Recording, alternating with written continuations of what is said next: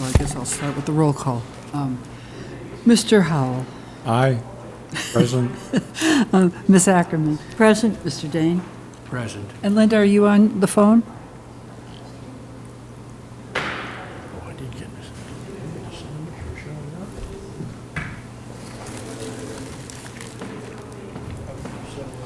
Yes, you get a sense. And myself, Mary Hartman, that we have a quorum. I move to enter an executive session pursuant to Massachusetts General Law, Chapter 30A, exemption number 3, to discuss strategy with respect to litigation per and polyfluoroalkyl PFAS. Yeah, I know. substances. How'd I do, Alan? Thank you. Polyfluoroalkyl. This is Linda Escobedo. I am present. Oh, hi, good. PFAS settlement and to reconvene in open session at 6 p.m. Second. I have to do a roll call. Mr. Howell. Aye. Ms. Ackerman. Aye. Mr. Dane. Aye. Myself, aye. And Ms. Escobedo. Aye. Thank you. Move to open the public hearing for the fiscal year 2024 tax classification and to continue the public hearing to 7 p.m. to address routine select board business. Do you want to explain why Second. we're... There was a motion, sorry. Do you want it, or do you want? I'll take a roll call. Okay. Mr. Howell? Yes. Ms. Ackerman? Present. Mr. Dane? Aye. Ms. Escobedo? Aye. And myself, Mary Hartman, aye. Do you want to explain why? Yeah, okay, I'd be happy to. The hearing was originally scheduled for 7 o'clock, which was the most convenient time to hold it, but through a cleric... What? Oh, sorry. There was originally scheduled... None of them are? Well, we should do it again then, so everyone can hear us vote? Can you hear now? Open the public hearing? Sure, why not? Could you hear mine, Mari? Oh, so we have to get it really up. No, he did. We're going to keep going. Okay, so it was originally scheduled for 7 o'clock, but through a clerical error, the public notice was published showing a 6 o'clock time for the hearing. So we are opening it as noticed in the public notice, and then we are continuing it to 7 o'clock when we originally intended to hold it. That's the explanation. Okay, so we're gonna move on then to our first agenda item, which is Public comment. this is public. We're open now to 15 minutes of public comment on issues that are not on the agenda for discussion tonight. So, because we will have public discussion in connection with those specific items. Okay? You have someone at the Yes. mic? Joe? Good evening, Joe Palumbo, co-chair of the DEI Commission. I just want to thank the members of the Select Board for their leadership to remove the offensive and inaccurate signs that you worked on a couple of weeks ago. And I appreciate all the work the town staff has done to really help kind of move this ahead. It's a lot of work, and they've really been dedicated to that, to make Concord more welcoming and inclusive. 2 weeks have passed, and the signs remain in place uncovered. The inaccurate and offensive signage, this continues to cause harm, but I know that as a community we've got urgency and action to mitigate that harm, and we appreciate that. I just want to note that November 27th, the day after Thanksgiving, is Native American Heritage Day, which is Native American Heritage Month. That might be an interesting time to think about trying to do something. Also, we know that on December 3rd, the town expects as many as 5,000 residents and visitors to pretty much swarm Monument Square for the lighting of the community tree lighting. And I think we might want to think carefully about what kind of messages we want to send to our thousands of visitors who will be there that evening visiting the town. Last week, we appreciated the leadership of Select Board Member Mark Howell and the HDC members who spoke and were generally in agreement with the need to remove the signs, even though that wasn't a question before them. But it is ironic now we are now involved in a more than month-long process to get a certificate of appropriateness to cover something that's highly inappropriate. but that's something I guess we're going to figure out. I just want to answer one final question. There's been some questions about Indigenous voices on this matter. I just want to be clear that we've heard their voices and continue to listen. Indigenous scholars, artists, and residents of this state have both written and spoken repeatedly on the subject of these markers. One Nipmuc community member and much sought-after public speaker, Larry Spotted Crow, describes these signs as visual terrorism to him and his children. Erin Eugenia Dakota, an artist in residence for the City of Boston, an Indigenous woman, worked for over a year on a series of video forums of Indigenous thought leaders dealing with confronting the colonial myths in public spaces. She's created artwork specifically on the indignity and untruth of these markers. Jimmy Two Feathers, a longtime Concord resident and a valued member of the DI Commission, is quite clear as to why these signs need to be removed. However, we must remember it is not their burden to come to Concord and teach us to do what is right. That is our burden. That is what being an ally looks like. An ally is someone who stands up against discrimination and offense when you see it, you notice it, and you call it out, even when it's not about you. That's what ally work is, and that's what we should be doing as a town. The town of Concord, and I know, condemns racism and discrimination in all forms. Every person who lives, works, or goes to school or visits our town deserves to feel safe, respected, and welcome in every space, every day, without exception.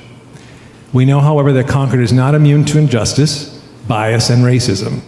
It must be our collective responsibility as a community, not just the victims of these incidents, but it must be our collective responsibility to work and acknowledge them to make us the community, inclusive community we want us to be.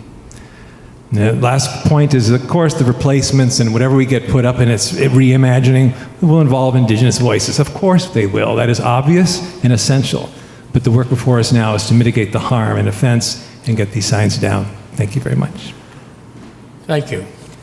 If you had a written statement, it would be helpful if you could submit a copy of the statement you made. Thank you. Tanya. Oh, Two people on Zoom. yes, okay. Tanya. How do we, Just call their name. Tanya, up in the upper left-hand corner? Yes. Hello. Today I will speak as Tanya Bartelian, 62 Prescott Road, as an artist, and I want to make a point about the value of individual artists in our art-related projects and committees. If I weren't sick, I would have come in person and perhaps also played for you a song that I have composed with, it was Di Clymer's idea for the 250th, but that will wait. Just quickly before I get to my points, because I have to go to this meeting for Call for Art, I did send you a note about the Concord Cultural Center task force that you will be discussing tonight, that the membership is too few in number to avoid open meeting law, because these are all representatives of well-known arts organizations and they interact in other venues. But I am glad that they will be holding open meetings, so anybody can, anyway, I encourage you to add a couple more members there. In terms of individual arts and artists, I just want to highlight how important our work and our contributions are as in partnership with arts organizations that present those works, and that the artists themselves are the initiators in many cases of the ideas, of the observations, of breaking boundaries, of exposing what is not easily visible. It's not just about expressing feelings, unlike what some people think. Anybody can express feelings by shouting or whatever. It is about observing and reflecting something in the world through an artist's perspective. Along those lines, I have noticed that the advisory group for the Call for Art project, for example, has 16 people and only contains 2 artists by coincidence, because they are also representatives of other organizations. And I would think that their meetings need to be held in public because they are dealing with a public issue and public funds. For example, as it is laid out, the project is for a visual arts project, but had there been more public comment, other artists may have suggested ideas. I might have suggested, for example, room for performances, sound, dance, theater, poetry reading, along to complement the visual installation. And anyway, maybe this can still be taken into account. In general, yeah, I would just say that just as on planning boards and zoning boards of appeals, we want developers and architects. It will be very valuable to have individual artists in initiating and laying out policy for arts issues in town, along with the esteemed institutions and their administrators.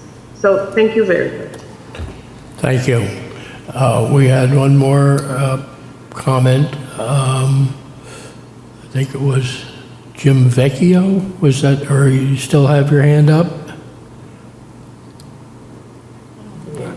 No? All right. Are there any public comments from the audience with us in the room? All right. Hearing none, we'll move on to the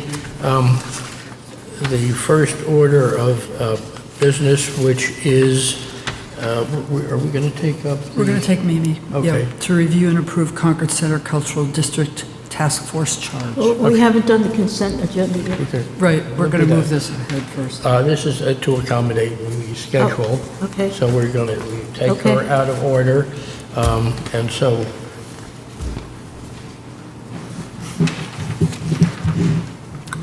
why don't you actually come right in the center so we can see and hear you better?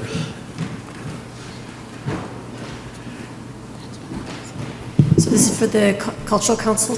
Yes, yes. So the Concord Center Cultural District is one of two cultural districts in the town of Concord. There's also the West Concord Junction Cultural District. The Concord Center group had kind of fallen into inactivity, so we're wanting to recommission them. We're proposing a one-year term, basically to have the group administer the Mass Cultural Council funding. The two cultural districts each receive a grant of $15,000.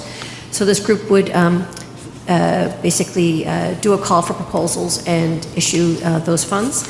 And then their other proposed charge would be to basically figure out how to incorporate this work into some other entity in the town.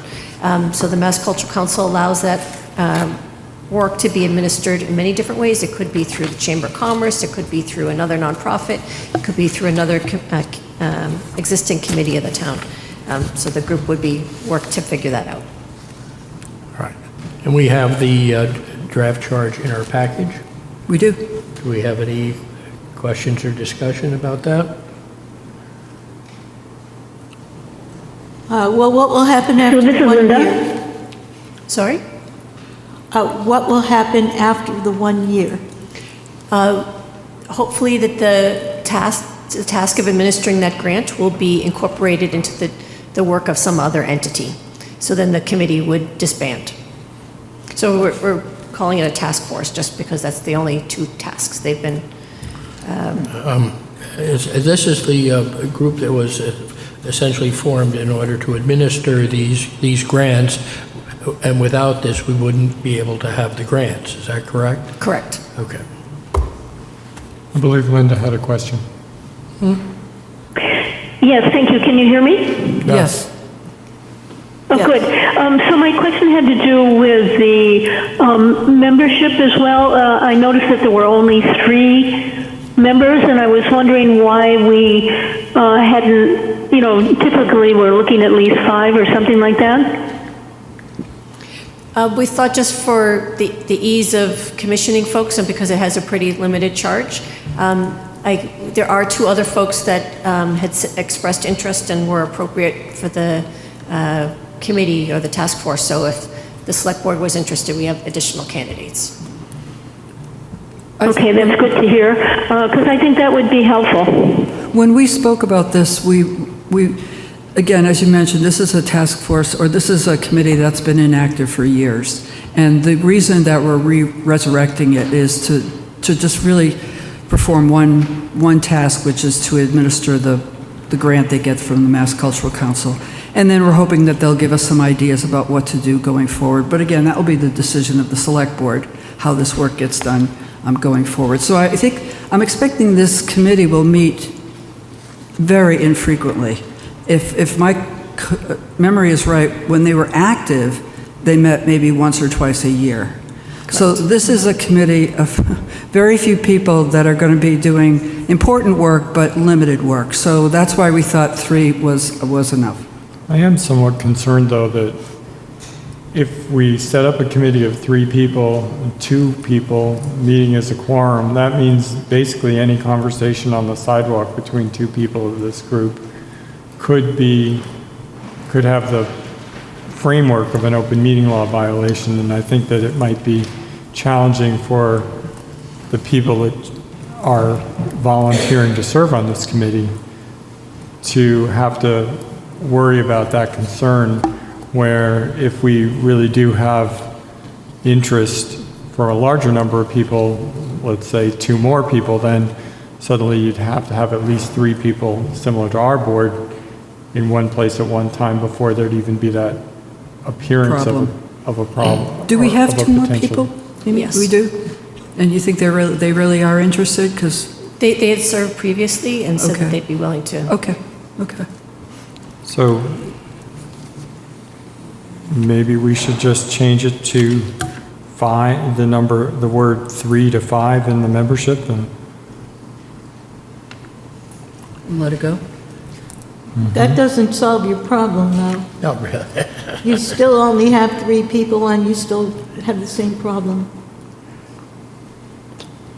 Unless you appoint 5 people. you have to appoint 5 people, Yeah. yes. Right. But- Right. That's but- what- So then you need 3 to have a quorum instead of 2. Right. And then 2 people can talk to each other, but not Without, 3. yeah, without having, I mean, as a practical matter, it seems like that kind of burdensome. Well, I was the liaison for this committee, and it's true, they really only have to meet a couple of times and make one decision. Yeah, It's the not- problem isn't how many times they meet, it's how many times it looks like they might be meeting. And the problem is that with 2 people, any coffee in town between 2 of them or any other case could look like a meeting. Okay, we can make 5. We can make it 5. If you've got 2 people lined up, maybe that makes it easy. Yep. Right. Okay. so- I have another question. I'm a little bit confused because I was the liaison to this committee and the West Concord Junction and a third committee, which was the Concord Cultural Council. Right. Okay, so it was my understanding that the Cultural Council in Concord met a few times a year to take in the money from the State Cultural Council. And then some of the things they awarded would go to the West Concord or the Concord Center Cultural Council. Is that still the case? So the town receives 2 different types of grants. Okay, One is for cultural districts, and the town happens to get 2 of those because that's space specific. Okay. So the funding for the West Concord Cultural District can only be spent at West Concord. Okay. Concord Center for only Concord Center. Then the other one is, it used to be called the Arts Lottery, and it's a percentage that goes to the town automatically, and that's to disperse small grants Right. to individual artists, and it's a much more free grant of how that's deployed. okay, thank you. I'll bet we have a motion on We this. do. Well, what? No, you have a comment. Yes. Yes, thank you. I just want to make a couple more observations that the nominees that are on your agenda so far are also all part of the art subcommittee of the 250th. Other 2 people that are interested, and I would again reiterate my point about including more individual artists in these endeavors. Thank you. Okay. Move. Move to approve the Concord Center Cultural District Task Force charge as amended to include 5 members and as included in the Select Board meeting packet. Do we have- Second. Ms. Ackerman? Aye. Mr. Dane? Aye. Mr. Howell? Aye. Ms. Escobedo? Aye. And myself, Mary Hartman, aye. Thank you and congratulations. Do we want to handle parking now, or do we? Should we do parking now? Sure. All right, Mr. Dane, you had asked me to compile a memo, or through the Deputy Town Manager, about the viability of removing the parking meters. So basically, I did some research contacting the Police Department and the Department of Public Works and the Treasury Department to understand how much funding we've received. So kind of a brief summary, there's 339 individual meters, I believe, in the town of Concord, and there's 2 types of meters. Ones that are in the MBTA lots that the town by contract is required to maintain, and then all the other meters are presently inactive. To remove them, it looks like the town would need to do some kind of RFP process to determine what the cost would be to remove them. DPW says that they're not presently prepared to remove them. They are tasked if an individual pole should be damaged, but not to address them in a larger scale than that. Currently in West Concord, where the streetscape has been improved and there's new sidewalks, the decision was made to not replace those meter poles because 2 things. One, the meter poles were inactive anyway, and the most likely scenario, if the town was to reactivate some kind of paid parking on the curbside, the more viable option that a lot of communities are doing is sort of either an app or through a main kiosk, which would mean that we didn't need those poles replaced. So we had some conversations with DPW and about, at that time we were talking about West Concord, about the viability of removing it. Their suggestion was maybe we could take this as as we go along, remove them as we go. But the kind of all the details are in this memo. Okay. I have a question. So staff time is really, short, and money is getting very short. I don't understand why we have to do this. What happens if we don't take down the meters and we, should I say, cover them or don't do anything at all? What's the downside? The only downside that people have talked about was it can be a little tricky shoveling the snow around them. It can be a safety issue in the wintertime because the snow piles up around them. But it's just more of an aesthetic consideration. I was more the memo was in response to a request. I'm not sure if there was a specific issue that initiated it. Where did the requests come from? From Mr. Dane. What? The main, aside from the fact that they are revenue neutral, and there's some doubt as to whether they actually are effective, the major negative of them is that when you have snow, you get high snowbanks along the edge of the sidewalks, so that people can't get out of their cars, they have to climb over the snowbanks because of the parking meters being there that prevent the sidewalks from being plowed to the edge, and so that it is a hazard in the winter, and we especially, I think we just got this grant for making the town more, what are they, age-friendly, is that what it's called? Okay, and certainly one of the things that can be done to make it more age-friendly is making it easier for people to get in and out of their electric vehicles. So, and now they are not functioning in any event, so they are just actually nuisances. And on the issue of parking enforcement, it may be necessary to come up with a parking enforcement plan in lieu of meters, but that's a subject for a different day. So prior to the installation of the existing meters, which don't work very well, there was a pretty extensive parking management plan and study and a recommendation alongside of that. And I think had the meters actually functioned and not fallen victim to our well-documented cell phone coverage issues, because essentially the issue with the meters is each meter is in fact a cell phone that's struggling to communicate in Concord. There was that work went on for quite some time and resulted in the parking in a parking management approach that frankly wasn't able to be implemented. I'm a little concerned that once we start just removing the meters without going back and revisiting some of the goals that the parking management plan was supposed to achieve with some detailed work, we run the risk of just doing something that costs money without really being clear about what the objectives are.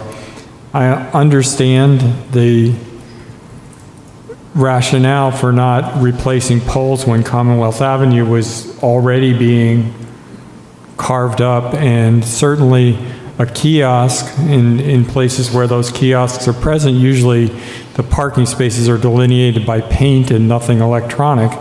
So one could fairly easily imagine replacing the parking meters with kiosks, which are maybe hardwired, which solves the communications problems and goes back and does that.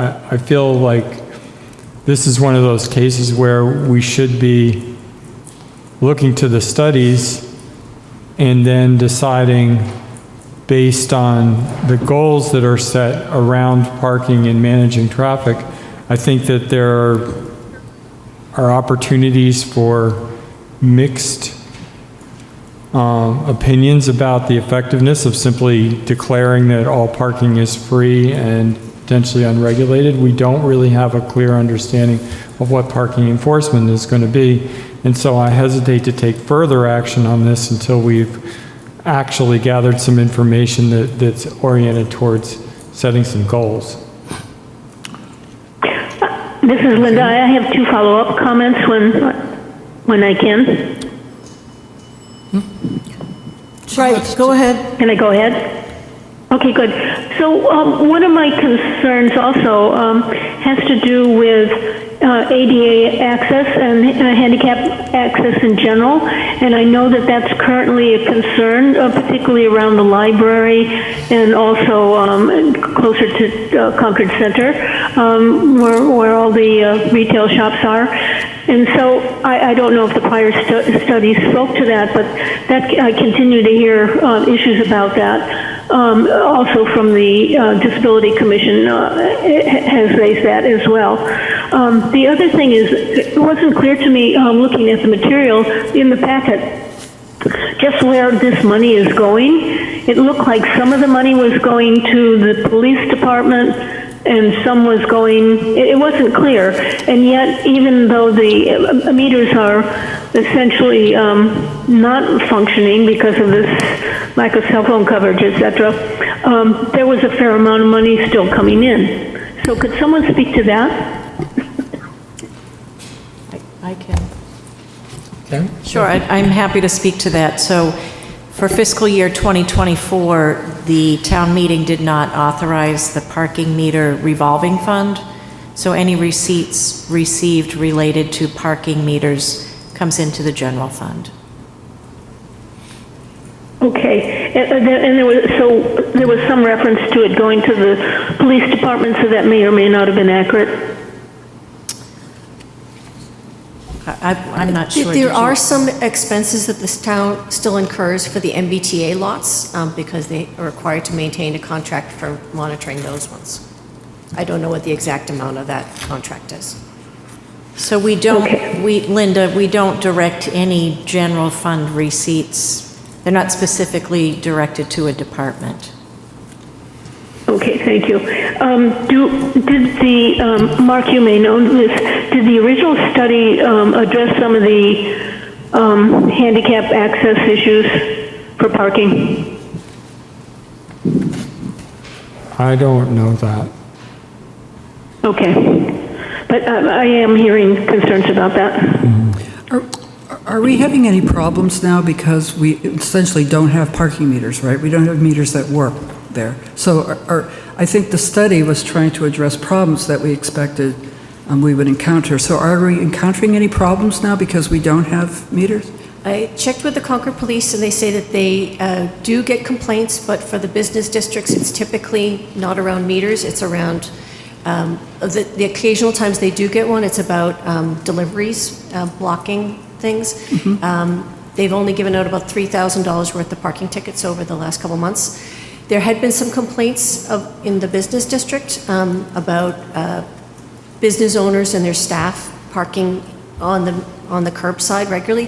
So I went and was playing Nancy Drew myself, so was taking down license plates and found only one regular, one vehicle that was consistently parking in that area and violating it, but that was the only one.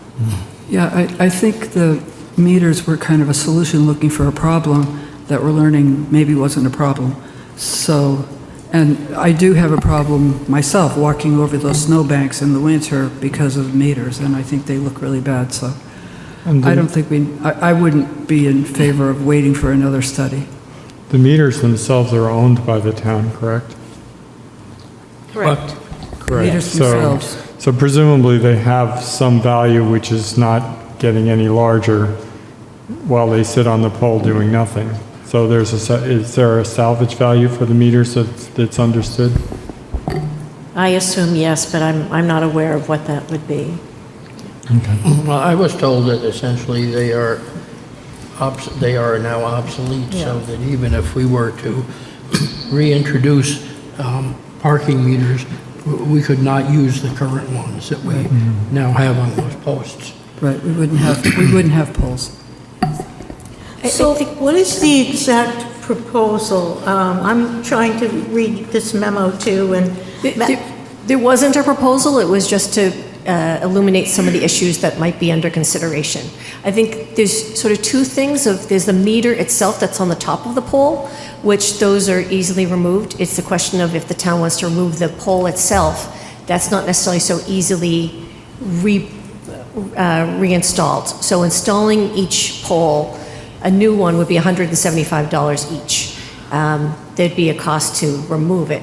So if the town did eventually want to go back to some kind of meter thing, we'd have to, there's sort of two issues that the town would, if they remove the poles, you'd have to not only get new meters, but you'd need new poles as well.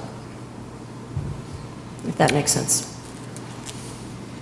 So it's not a select board decision, right? It's really the town manager, and what we're doing here is to give the town manager a sense of what we think?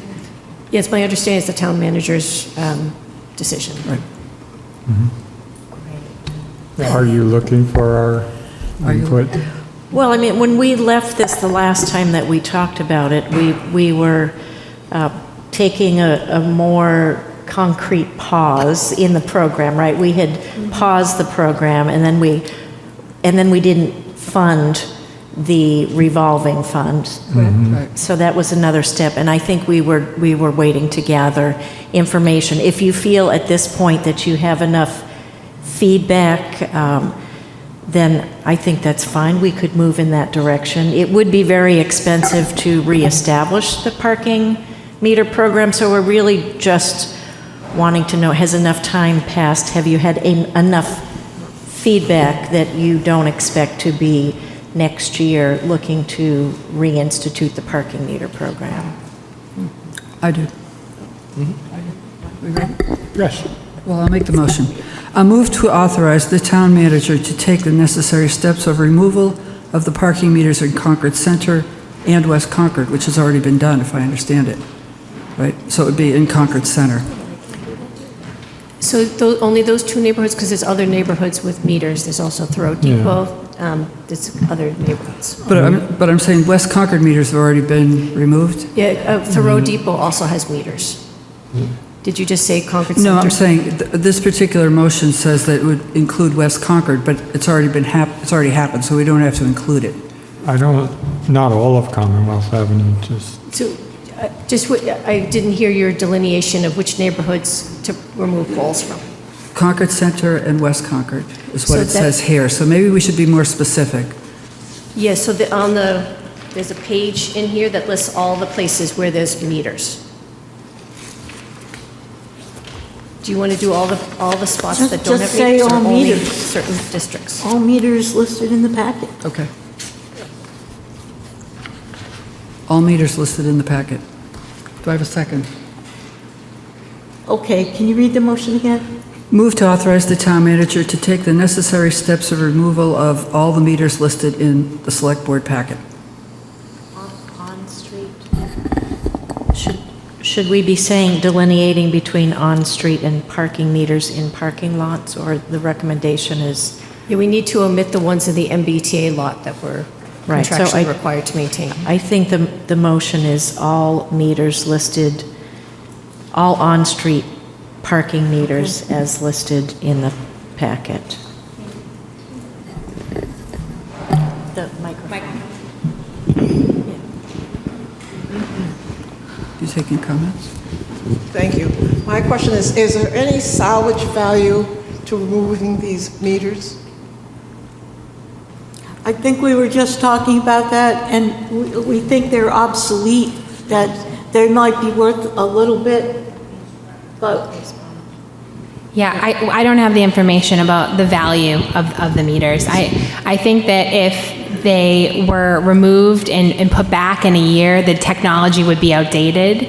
But as for a value of them, I don't have that. We don't have that information today. And what would it be to cost to remove them?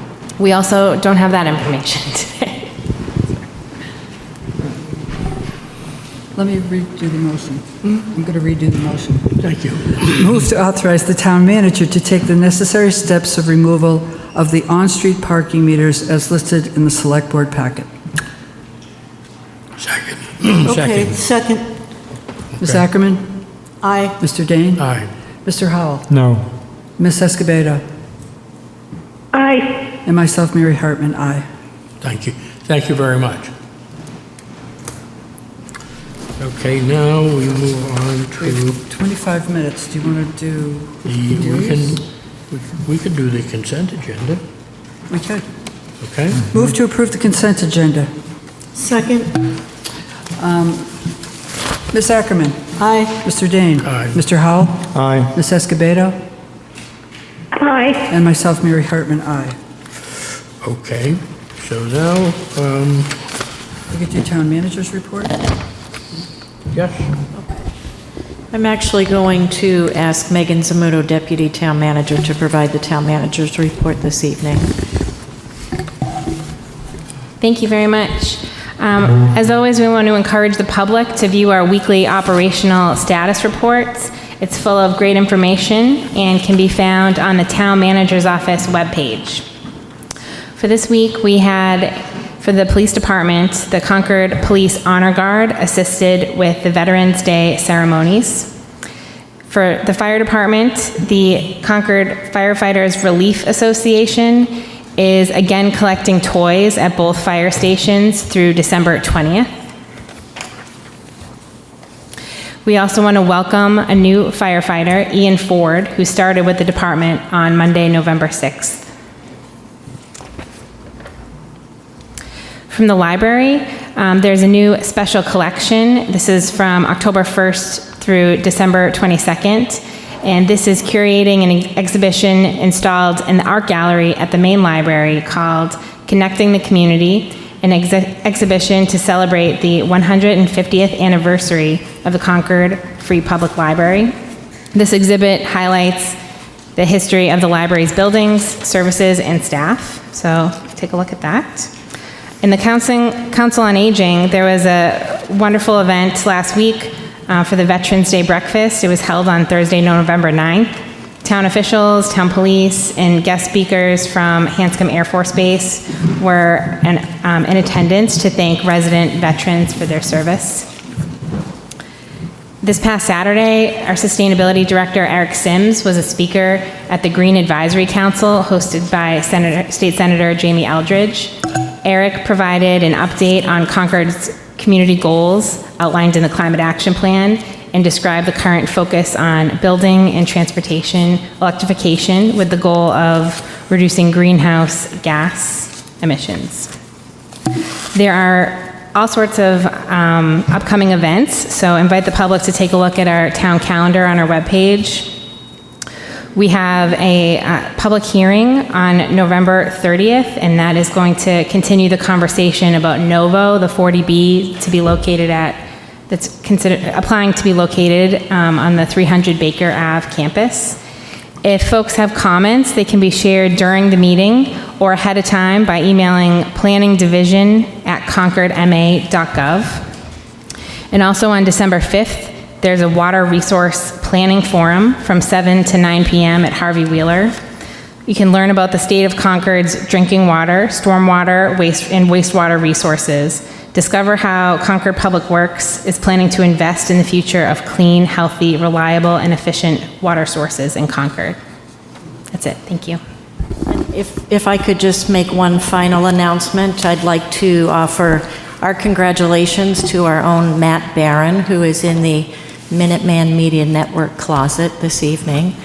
He took second place for his video on the Carlisle Castle Playground construction project. Welcome. Thank you.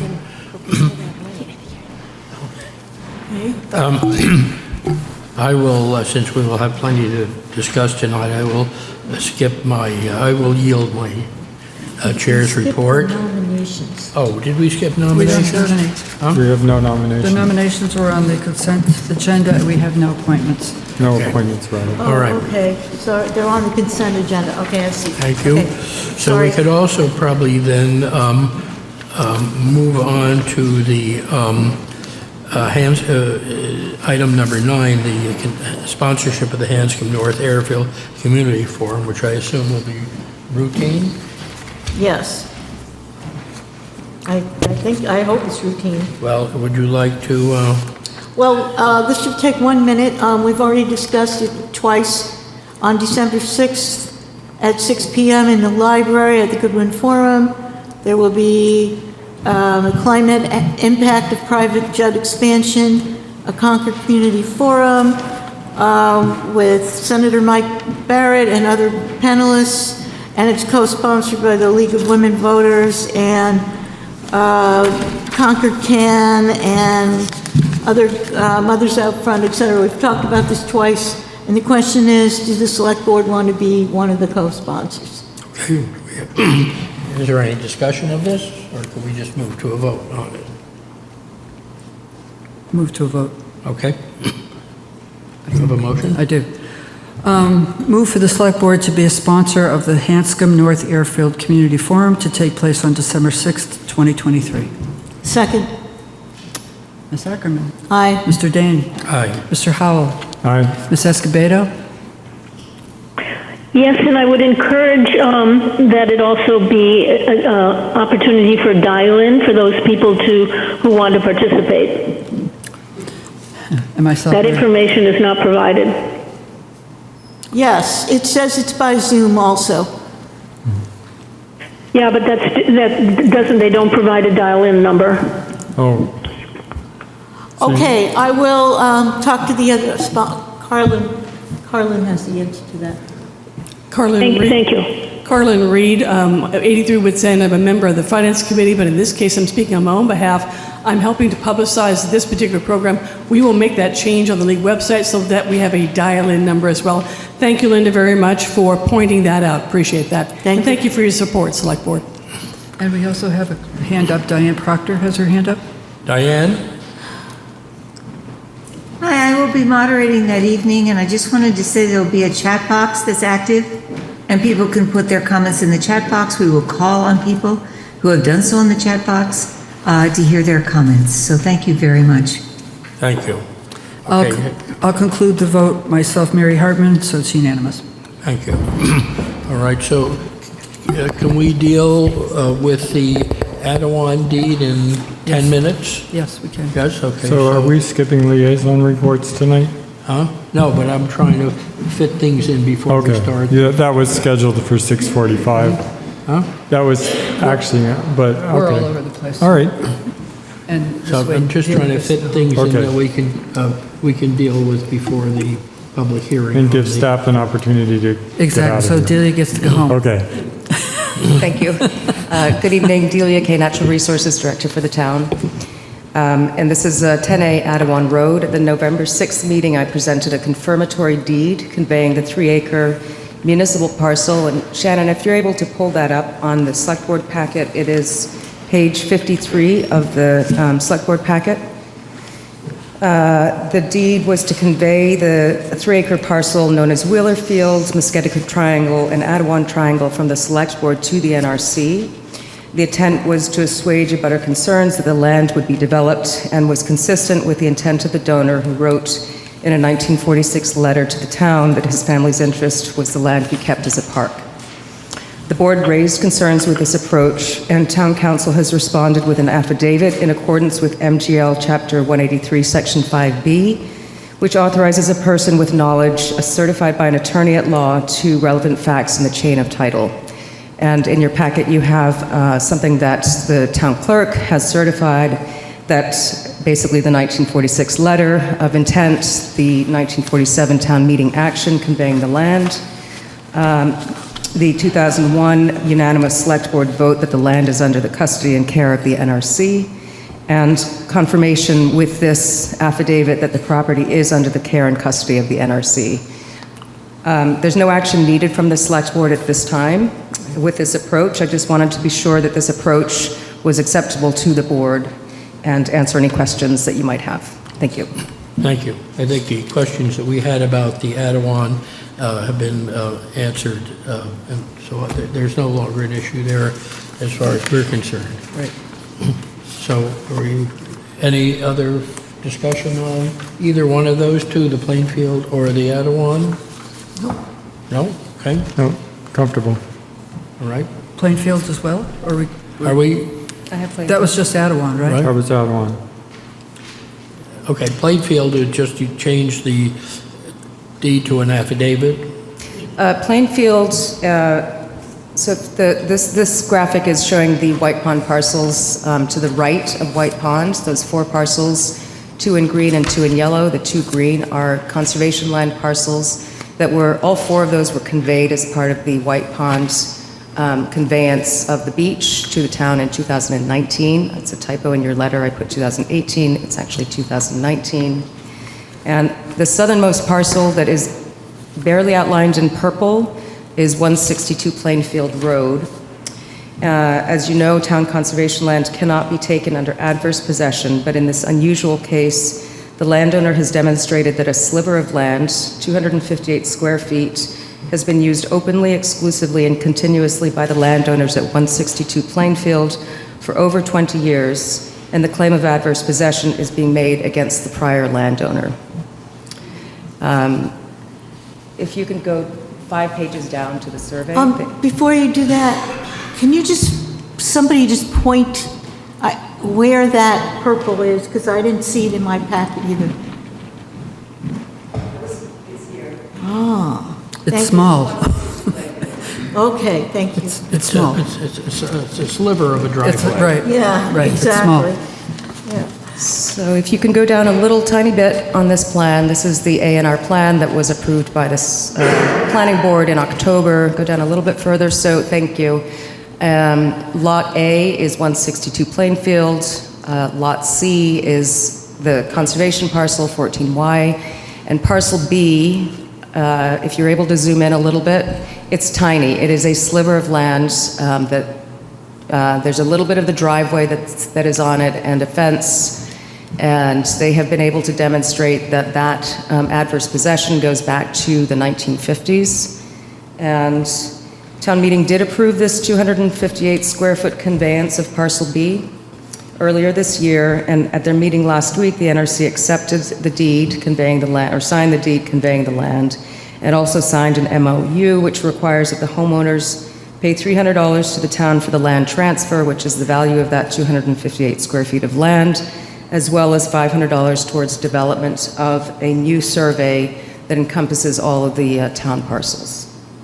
So tonight I'm asking that the Select Board declare Parcel B as available in accordance with MGL Chapter 40, Section 15A, and for your vote to approve the execution of the deed between the NRC and the 162 Plainfield Road homeowners. Thank you. Thank you. Any discussion of this? Either one? Okay, you ready? Delia, I need your help. Do I have to read this entire page or just? You can thank town council for that. Yes. What? Yes. I do. So maybe the first paragraph, Maybe just the 3 voted. yes, the voted. Great. Okay. Voted to declare parcel B available for disposition pursuant to Mass General Law, Chapter 40, Section 15A. Vote to approve the deed conveying parcel B substantially in the form presented at the November 20, 2023 meeting, and voted to authorize the town manager to take all actions on behalf of the select board that are reasonably necessary in the judgment of the town manager to complete the conveyance of parcel B in accordance with the memorandum of understanding and the applicable town meeting vote, including executing any and all documents necessary, including without limitation, closing statements, affidavits, and customary closing documents. Do I have a second? Second. Ms. Ackerman? Aye. Mr. Dane? Aye. Mr. Howell? Aye. Ms. Escobedo? Aye. And myself, Mary Hartman, aye. Thank you. Thank you very Thank much. you, Delia.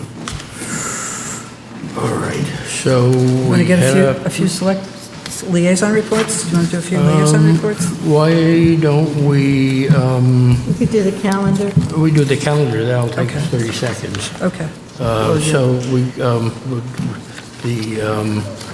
item number 11, which is review and approve amendment to the 2024 annual meeting, town meeting calendar.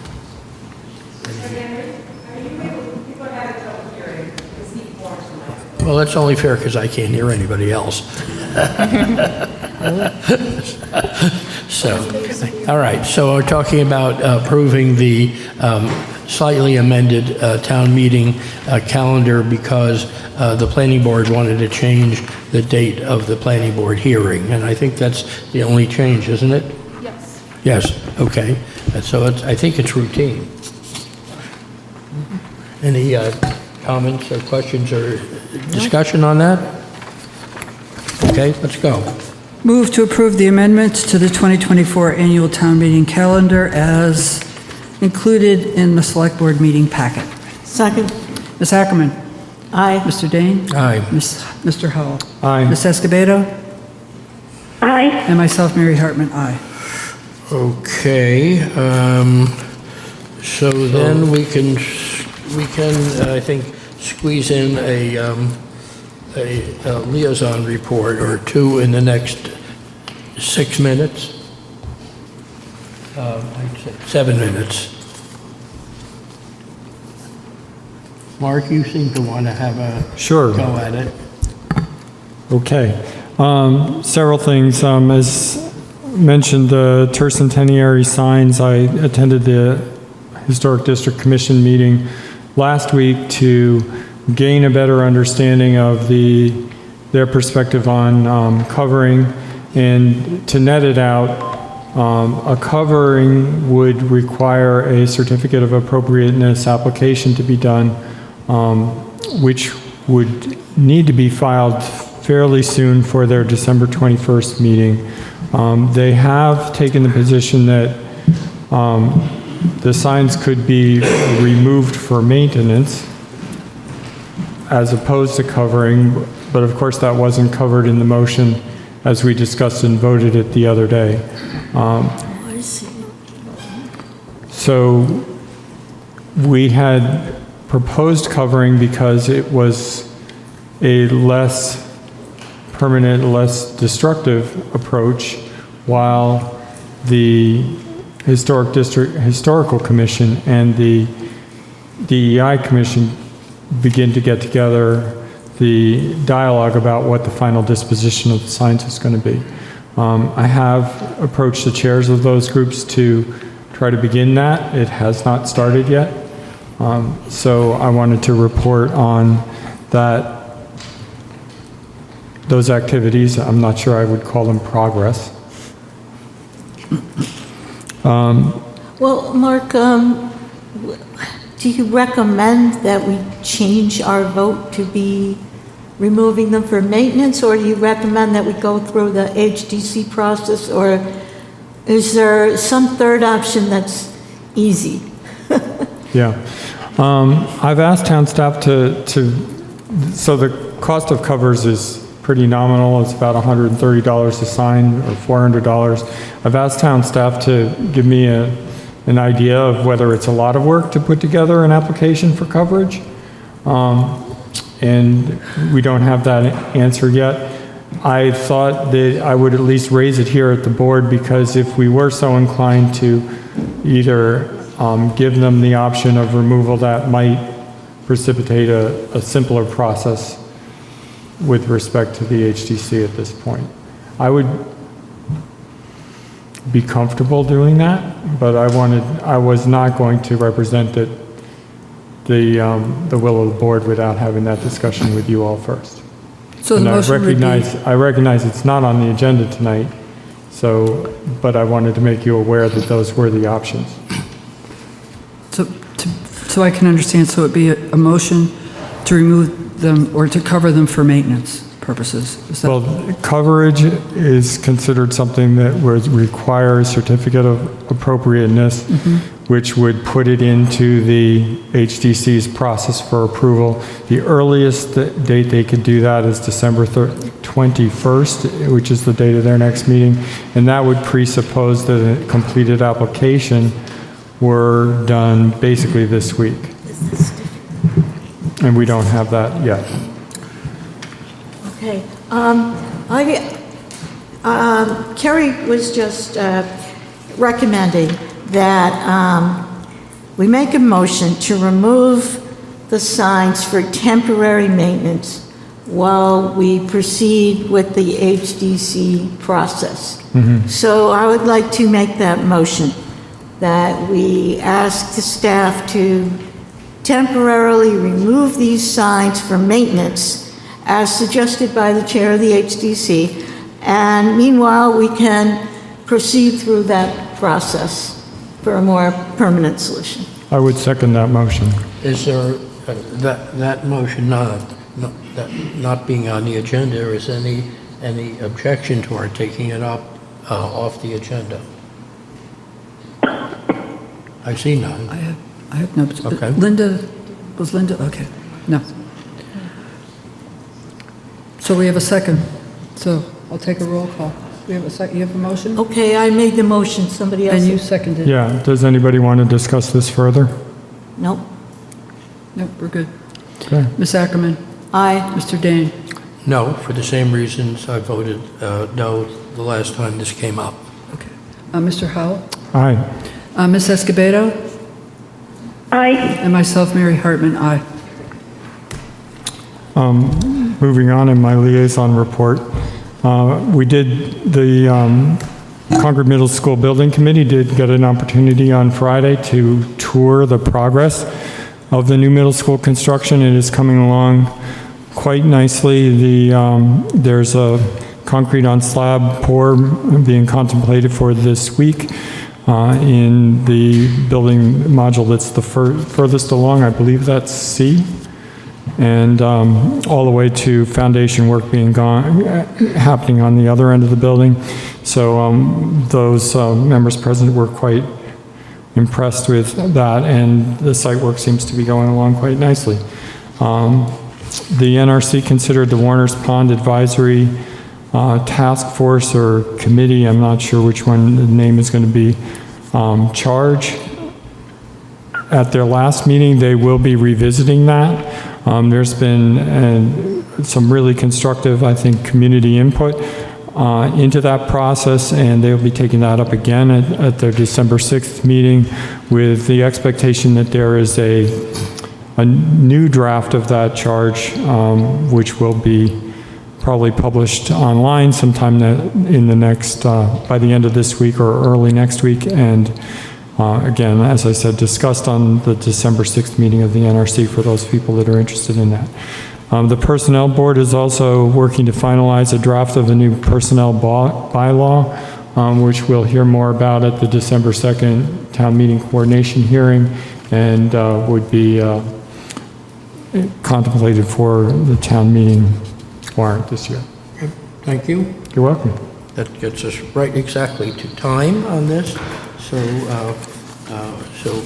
Mary, do you want to make a motion to open the hearing on the classification. Move to open the public hearing for the fiscal year 2024 tax classification. Reopen, yes, second. Ms. Ackerman? Aye. Mr. Dane? Aye. Mr. Howell? Aye. Ms. Escobedo?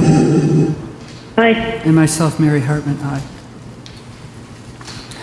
Hi, my name's Meredith Stone. I'm the assessor, and tonight will be the FY24 interim-year classification hearing. Oh, can you hear me? Okay. So if we could get to that, Shannon, that'd be great. The purpose of a tax classification hearing is to determine whether to distribute the tax levy equally among all classes or to reduce the share of the levy by the residential classes and shift some of the burden to the commercial, industrial, and personal property classes. Next slide. Excuse me, Meredith, can you just make that whole screen be the slide so that we can see she's some of working on the tables? We're working on it over here. Okay, thank you. Historically, the assessed values by class show in blue that we mostly have residential, and in orange is very little commercial, industrial, and personal property. Right now, we have residential at 93.1748 and commercial, industrial, personal at 6.8252, showing the difference in classes. Next, calculating the single rate.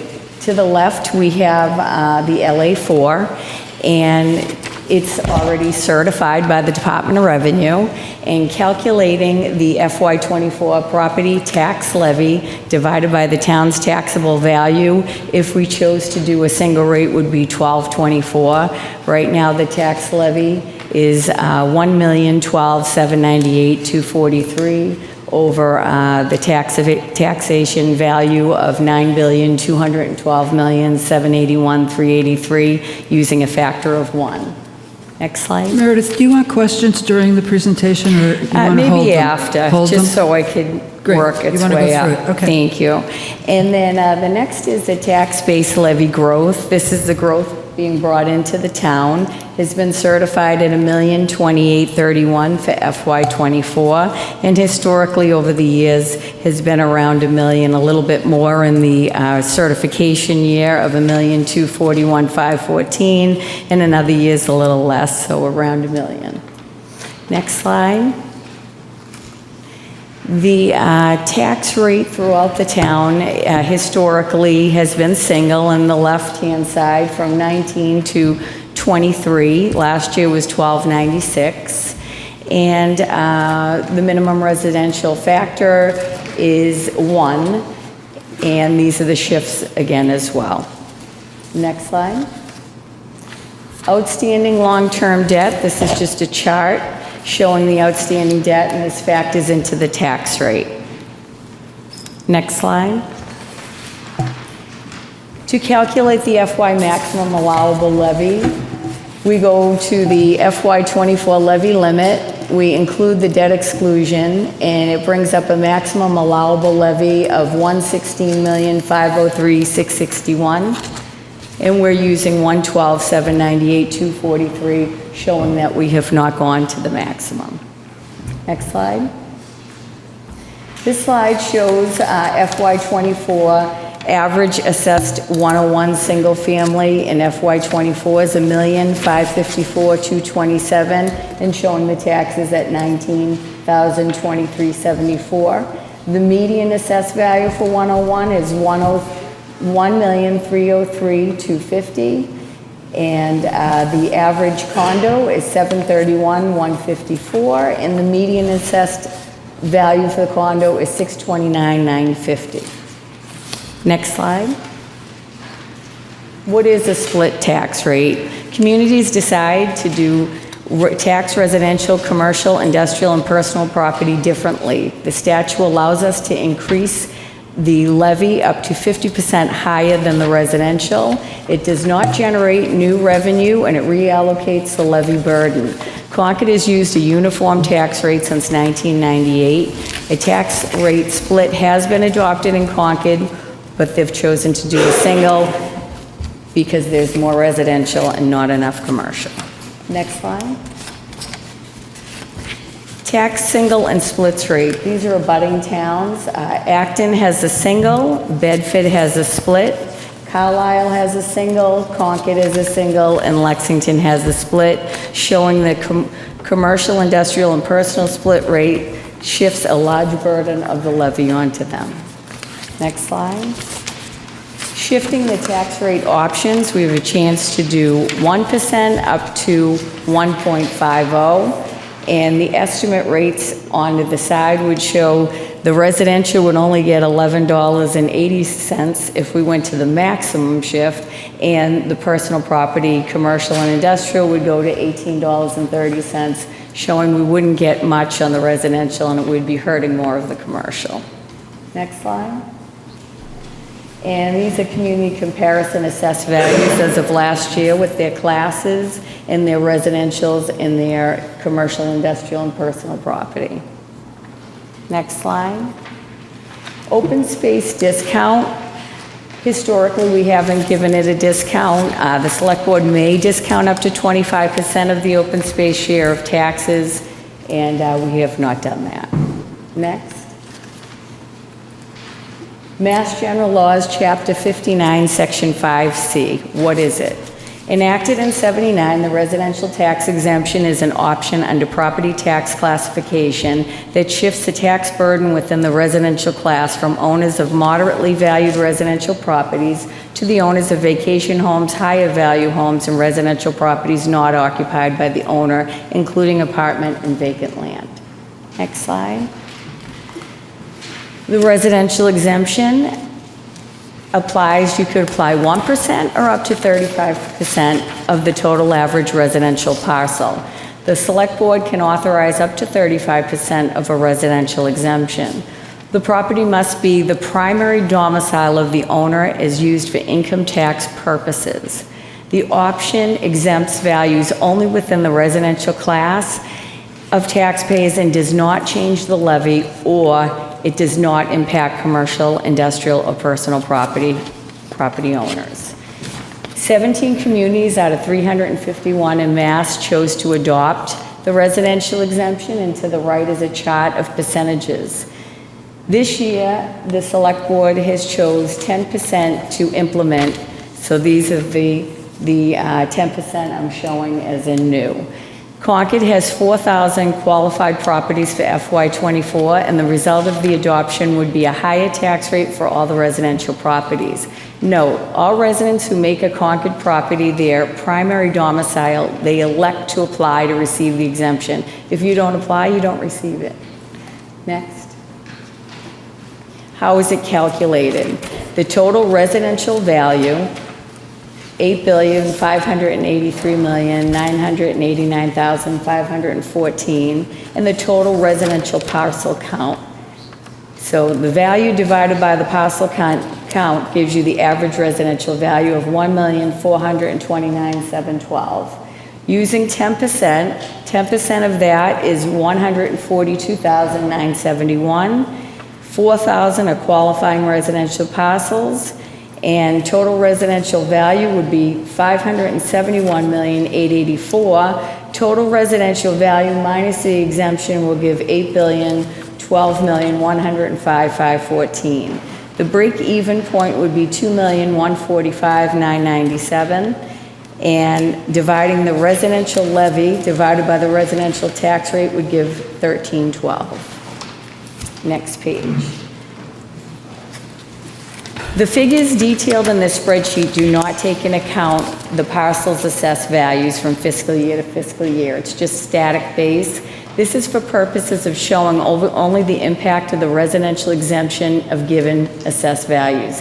Townwide, assessed values will be increasing approximately 15% in average. Next slide. The residential what-if scenarios. None of these homes are homes in Concord. They're homes just off a computer, but all these values are the valuations of the homes in Concord that I've used. So condo number 1 in FY23 was $590,800. FY24, $650,700. If we chose not to use a residential exemption, it'd be $1,224, and it would be $7,964.54 would be the liability. With the exemption would be $13.12. Applying the exemption of $142,971, you would get $6,661.40. If you did not, you weren't eligible, your home would go up to $8,537.18. Going to property 2 is the Cape. The Cape in FY23 for $1,296 was $848,300, in FY24 $978,400, and then showing the tax rate and tax exemptions. In property 3, the Colonial, FY23 $1,656,900. In FY24, $1,999,100 without going across the board, being eligible, being not eligible. And property number 4 would be a custom. FY23, $4,749,000, FY24, $5,724,700 with rate, without adopting the exemption, with the exemption, and FY24 with exemption, ineligible, showing the difference in tax rates and different in tax dollar liabilities. And the next, who benefits for owner-occupied properties? Eligible properties without residential exemption program, assessed value tax bill with no program tax rate, $1,224. $400,000 property number 1, $4,896. Property number 2, $1,303,250. 3, 4, 5 going across the board, what it would be for $1,224. Eligible properties with residential program exemption with 10% would be $1,312. The actual savings is in property 1, $1,524, property 2, $729, property 3, $508, property 4, the break-even point, or 0, they would save $4. Property 5 at $2,500,000 would be, it would cost an additional $324, and property 6 at $5,500,000 would be an additional $2,964. Okay, and next slide. So exemptions can be 1% to 35% of the average residential value. The board had chose to look at 10%, but these are the different 5 to 35% to the right. The average residential value would be the same, but the tax rate and the percentage off would be different, and these are options. And the break-even points, $2,145,997.38 with the 10%. Next slide. A small commercial exemption. The Select Board could adopt an exemption that reduces taxable value up to 10% for eligible commercial parcels. The only problem is the eligible businesses must have an average annual employment of not more than 10 people during the previous calendar year.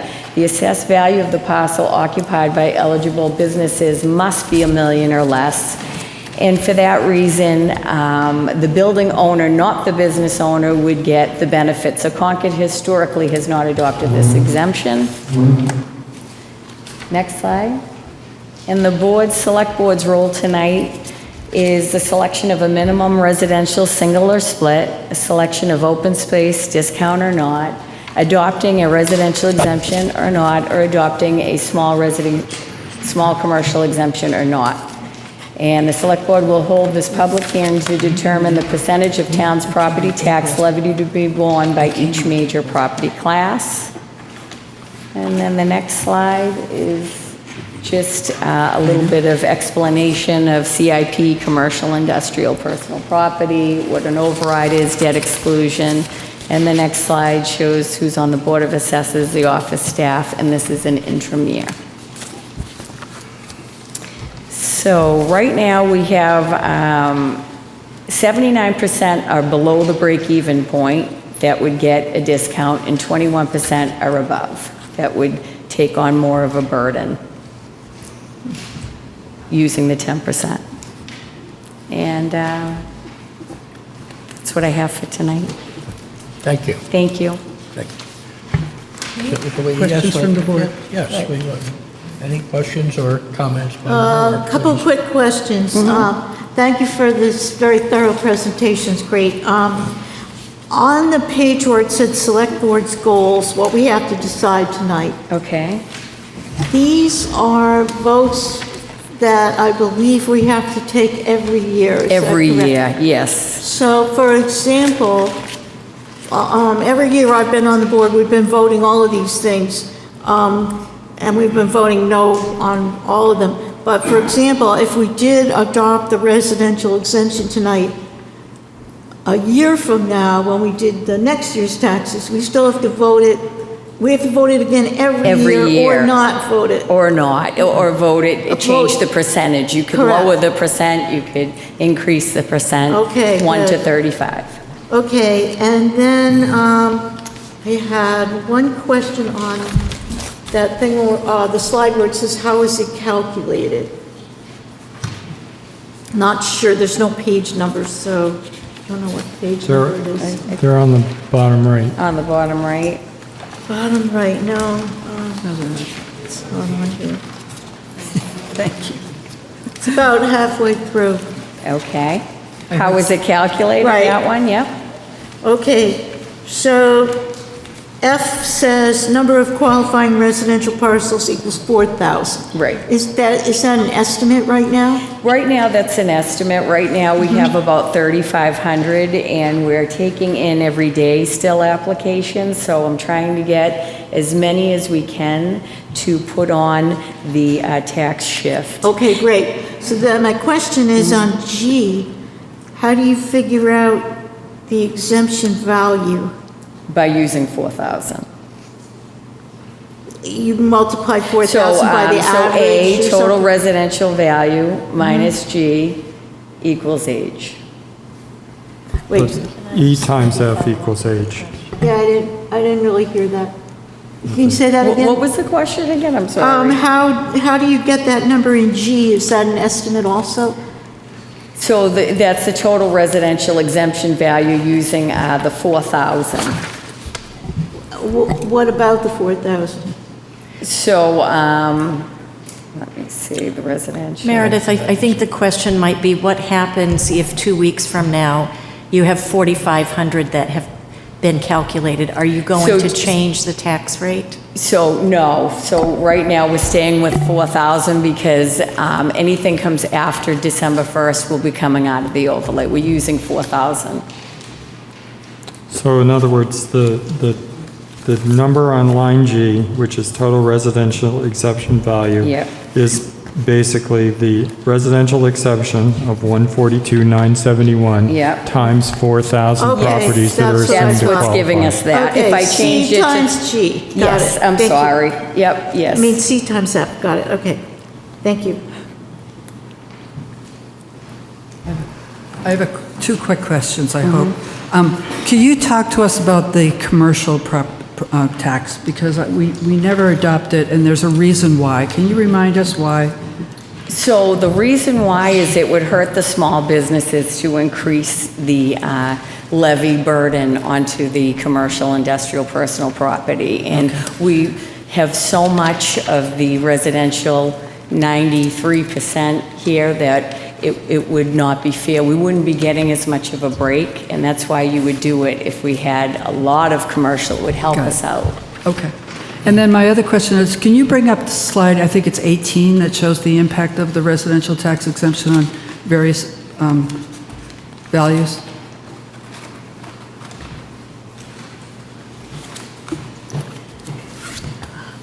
I think it's hard to read, but I think this is probably one of the most important slides in the packet.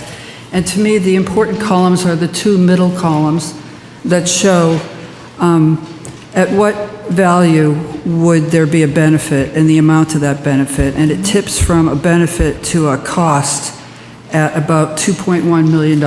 Right. And the average value of a house in Concord right now is $1.5 million. Right. Okay, so it's higher than the average value.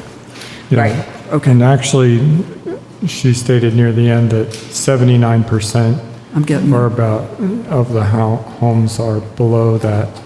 Right, so 79% of the homes in Concord will benefit. Will benefit. And 21% will, and the number is about 900 will pay, and the rest will get a benefit. Yeah. I just wanted to clarify that. Thank you. And can I just clarify what Kerry asked then? I just didn't quite get it. If you do get 4,500 or whatever parcels, you don't change the tax rate? It's because... No, because right now I have it, values are certified, this is what we have, and I've only buffed it a few more come in Right. to try to get it in. So this is what is, we're rolling the bills next week. So that Right. we can't, anything after that comes in will be coming out of the overlay. Out of the overlay. Out of Got the it. overlay, yes. Thank you. And the amount that would be coming out of the overlay is the difference between those, the value that they have been exempted, not their whole tax bill, No, just, just the value that was exempted, that's been voted in tonight. which turns out to be, if I do the math, $1,875 per resident. Per resident. Is the exempted amount, assuming that that was qualified for the whole 142,000. Right. Okay.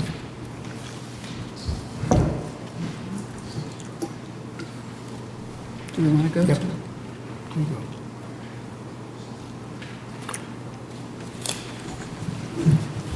So would you like to take a vote? No, not right now. No, we're not ready now. But we would like to examine the impact of the residential tax exemption on rental properties. I put together a slide that I'd like to show, so okay. I think you're good, Meredith, thank you. So, We raised this question because there have been two issues that have been raised with regard to this. One is, originally it was thought that it would have a negative impact on the commercial and industrial rate, and we clearly established that that was not the case, that we preserved the same tax rate and status for the commercial and industrial. The other issue that was raised primarily was that it would have an adverse effect on rental tenants because they lived in property that was not owned by them, so it wasn't owner occupied. And then Mary has put together an analysis of that deals with that issue. I've looked at some examples. I think when we first got that question about how does this impact renters, we kind of looked at it academically, and we were thinking like economically, well, how would rents react? But I thought it might be a good idea to actually run the numbers.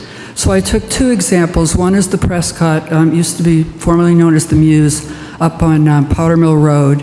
And I looked at what would be the change to the rents with the new proposed higher residential tax rate. So the Prescott right now has an appraised value of about $90 million. The FY23 tax at the 12.96 rate would come in at about $1.2 million. At FY24, if we adopt the residential tax exemption, the rate would be 13.12 times 1,000, so the tax would go up to about $1.2 million, the difference only being $14,000, $557. And if you divide that by the number of units at the Muse or the Prescott, which is 350, it would come out to be about $41 per unit per year. And if you divided that by 12, that would be about $4 a month to a renter. So I don't think it would be... So just a question about that. Here's a question, yeah. What? Is it fair to assume that the appraised value doesn't change from one year That's to a the good next? question. That's, okay, very good, thank you. So I heard Meredith say just now that the appraised values are expected to go up by about 15%. So I quickly went into my Excel, and I did it again, and instead of it being $41.59, it's $47. So it's much closer. I assumed that the $90 million goes up by 15%, and I compare the FY23 tax rate to the FY24 tax rate with the residential tax exemption. I calculated the difference. So I used the same structure, but the appraised value changed. The bottom line changed from $41 to $47 and some change, which is $4 a month. And that difference is a result not of the residential exemption, it's a result of the fact that the expenditures, that is, the total revenues to be raised, has increased, and so the total assessment has gone up. Well, the appraised value goes up, I think, because the property is assumed that it's worth more. Yeah. Right. And the spending is in that 12.96 this year, and the spending increase is in the 13.12 next year. Can we go on to the next one? I did one more just because I thought the Prescott might be an outlier. This is Warner Woods on 247 Losbrook Road. You see that it's appraised at $19 million. The taxes are $251,000 at the FY23 rate.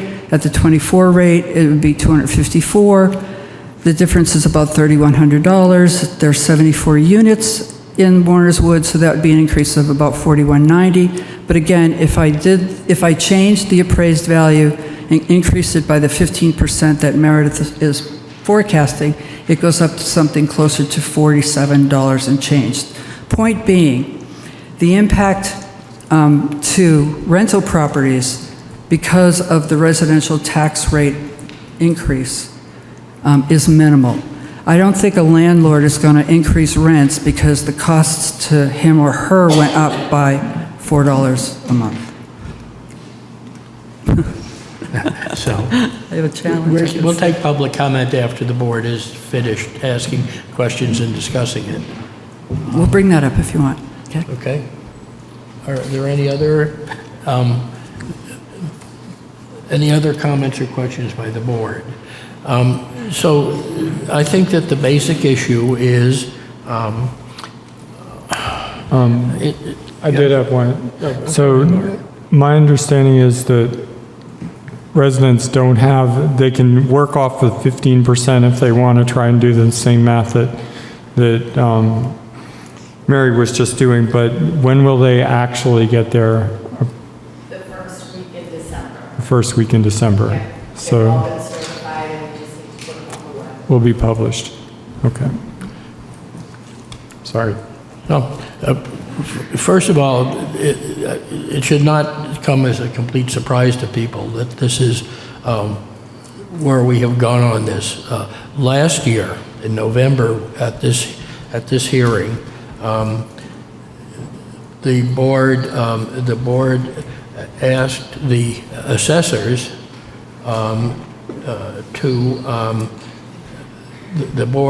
requested the Board of Assessors to report back in 3 months, end of February, that was February of this year, regarding preparations that need to be made if we were to implement the residential exemption. This was not, I guess, this may not have registered on many people, nor did it register on many people when we brought this up, and it was completely noticed and completely publicized for our meeting on August 7th of last year. That was not chosen to be at a slow time of the year. It was chosen because if the middle school bond had not been approved, we would not have gone forward with this. And so that it was something that was only brought up because of the approval of the $110 million bond, which may or may not have gone forward. And so it would have been probably pointless to bring this up if that bond for the middle school had not been approved, or if it had been approved at a substantially lower number. So I need to object to that particular characterization. What?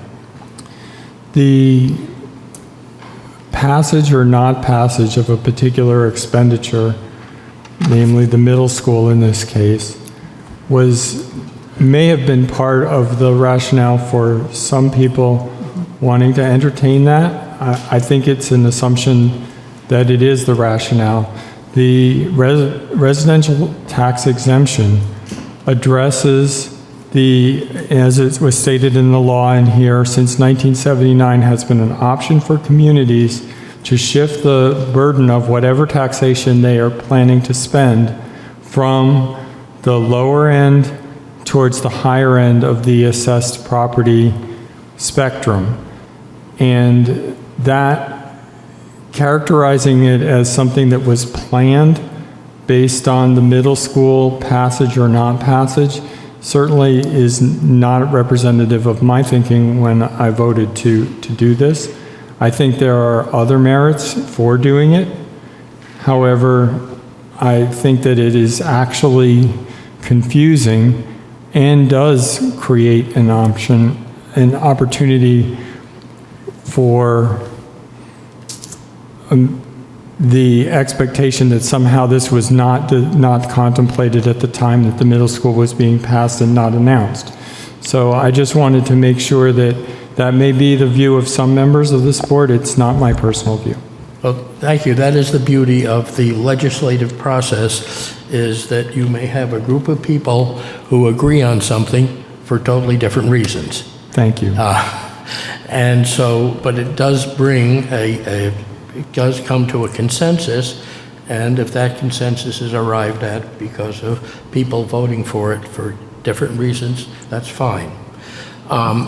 So the real question is, if we believe in having any kind of economic diversity in this town, and we want to maintain the ability for many older people who've lived in this town for many years, who are part of the heritage of this town, to be able to live here, it does make sense to give a benefit to people who are in that situation, and it really doesn't make sense to say that somebody who lives in a $3 or $4 million home can't afford to pay more in taxes than a person who lives in a home that's worth $500,000 or $600,000 or $700,000. There may be certain exceptions. There may be various cases where people make different choices or have different economic options. But the fact is that no taxation scheme, no legal scheme is being a rule that applies in many situations is not fair to everybody and doesn't make sense in every situation. So you have to do the best you can to find a program that will be beneficial in the most beneficial to the in the places where you want it to be effective. So and so I think the best way to maintain economic diversity is to start by making it more affordable for people who live here to stay here. And rather than some other options, but you can start at least by making the town more habitable, more livable for the people who have been here for a long time and are a part of the culture and the history of this town. So that's really what lies behind this. So it might have been the right thing to do anyway, Mark.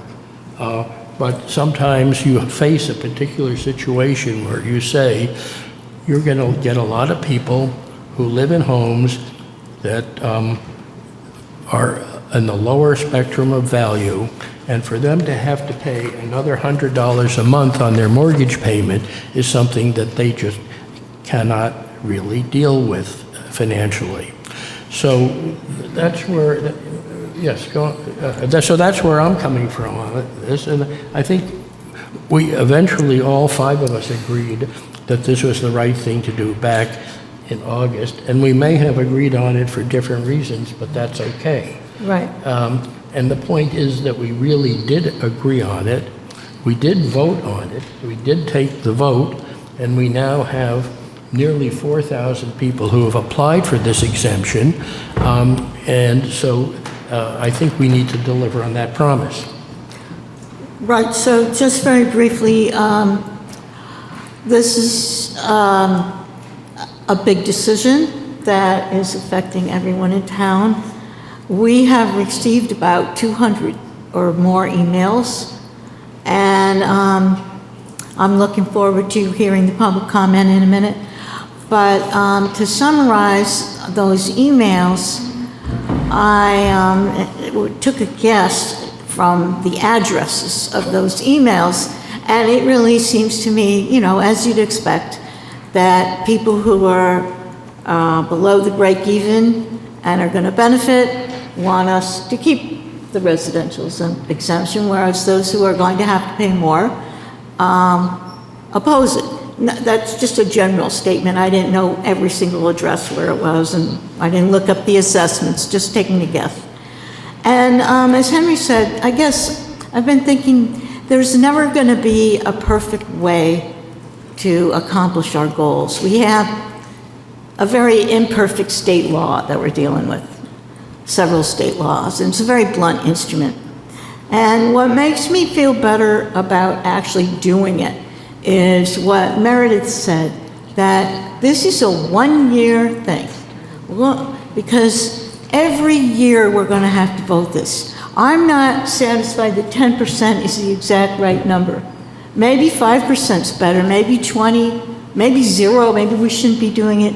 But I'm persuaded that I think we should try the one-year experiment and vet it and see what happens. So a year from now, we're going to have a lot more data, and we're going to be able to make a decision that's closer to perfect. We'll never get to perfect, but that's Can I continue? Yeah. I agree with that, what you just said, Terry, but and I don't want to delay it because I understand that next year we have another chance to implement it or not and change it, but I think we have to make a vote tonight, and we've set an expectation with a lot of people, as Henry said. The point I really wanted to make, though, is that I think we're having a really good conversation because I think it's the first time I've heard the people in Concord really talk about property tax. We get very passionate about spending, but we don't really get passionate about property tax often, and we're doing that now. And I'm a little bit concerned that the conversation we're having about the residential tax exemption is kind of hiding the fact that the real problem is spending. Yeah. Our real problem is spending. We spend, our operating budgets are always beyond inflation rates. Our capital spending is way out of bounds. For the past 20 years, we've replaced all of our schools, which means we have a huge backlog in infrastructure investments that we have to fund. So we have a spending problem. So while we're thinking of, what's this going to do to our taxes, we want to keep in mind that one of the best ways we can, lower our taxes is to take better decisions when it comes to spending. Amen. So I think we should hear from the public comment. We should probably pause to make sure. We've talked enough. We should probably pause to make sure that Linda doesn't have a comment that she wants to make. What? Does Linda have a comment? Linda, did you have a comment before we open this up to public comment? I think most of them have been covered at this point, so thank you for asking. Okay. Right. So what we're going to do is we're going to just solicit public comment, and we're going to ask each person who speaks to take no more than 2 minutes to speak. And if I say, they typically say if somebody else has said the same thing, don't bother to repeat it. But I know part of the process is to get an idea of the volume of sentiment for things, but maybe see if you can find a different way to say the same thing if you're making the similar point. So why don't we start with you, and don't make me Good evening. follow Brett Pye. look at the clock. Yeah, sorry. So go ahead and All right. it's just exercise self-control and how long you speak. Sure. Brett Pye, 149 Spencer Brook Road, a 17-year resident of Concord. I think on the mathematics quickly on the Muse, it works out to about $570 a unit. You have to start. We can't hear you. I was Go ahead. saying Brett Pye, 149 Spencer Brook Road, 17-year resident of Concord. On the Muse example that was just up there on the screen, I just quickly calculated it's going to go up $570 per unit per year. So it'd be about $50 I'm sorry? a month. $570 $570 per unit per month. I just calculated. On that slide? Yeah. If you take last year's tax burden up 15%, or assessment up 15%, multiply it by the tax, so up 15%, and then by the new tax rate, which is going up, you're going to come up with about $570. But you can. Can I do the numbers and get back to you? Yeah. Thank you. So Wait, let me make sure I got what you said. So you said you increased the $90 million 90 million by up 15%. by 1.15. And then times the new tax rate of 1312. Right. You're going to see about a $200,000 increase in the tax burden. I'll do that, and I'll get back to you. Divide that by 350 units, and it's about 570. I'll do that and get back to you. All right, thank you. Hopefully that I still have my 2 minutes.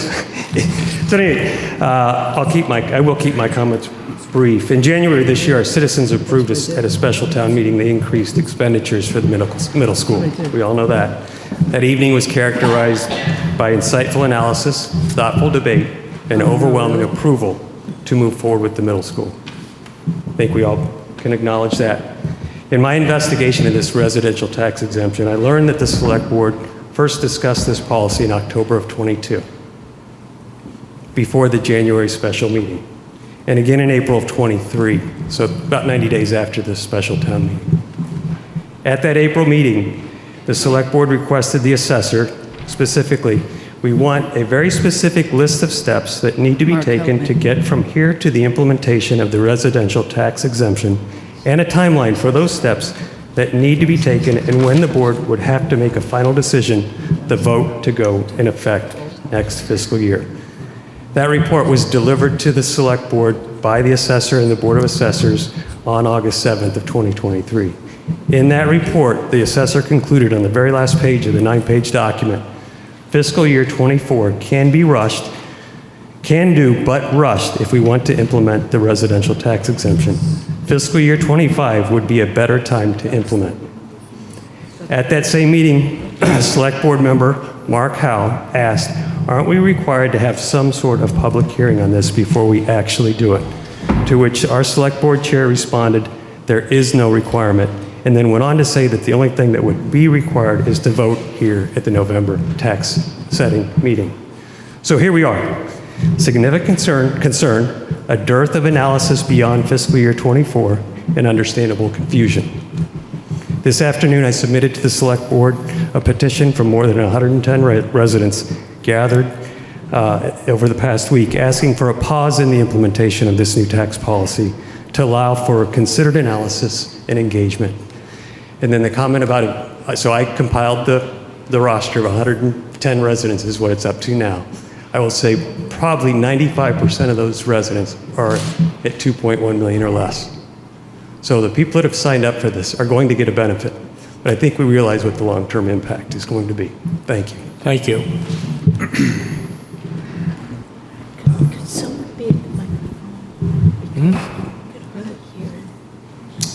Mark Martinez, Alfred Circle. Terry, hopefully you won't hold my neighborhood against me.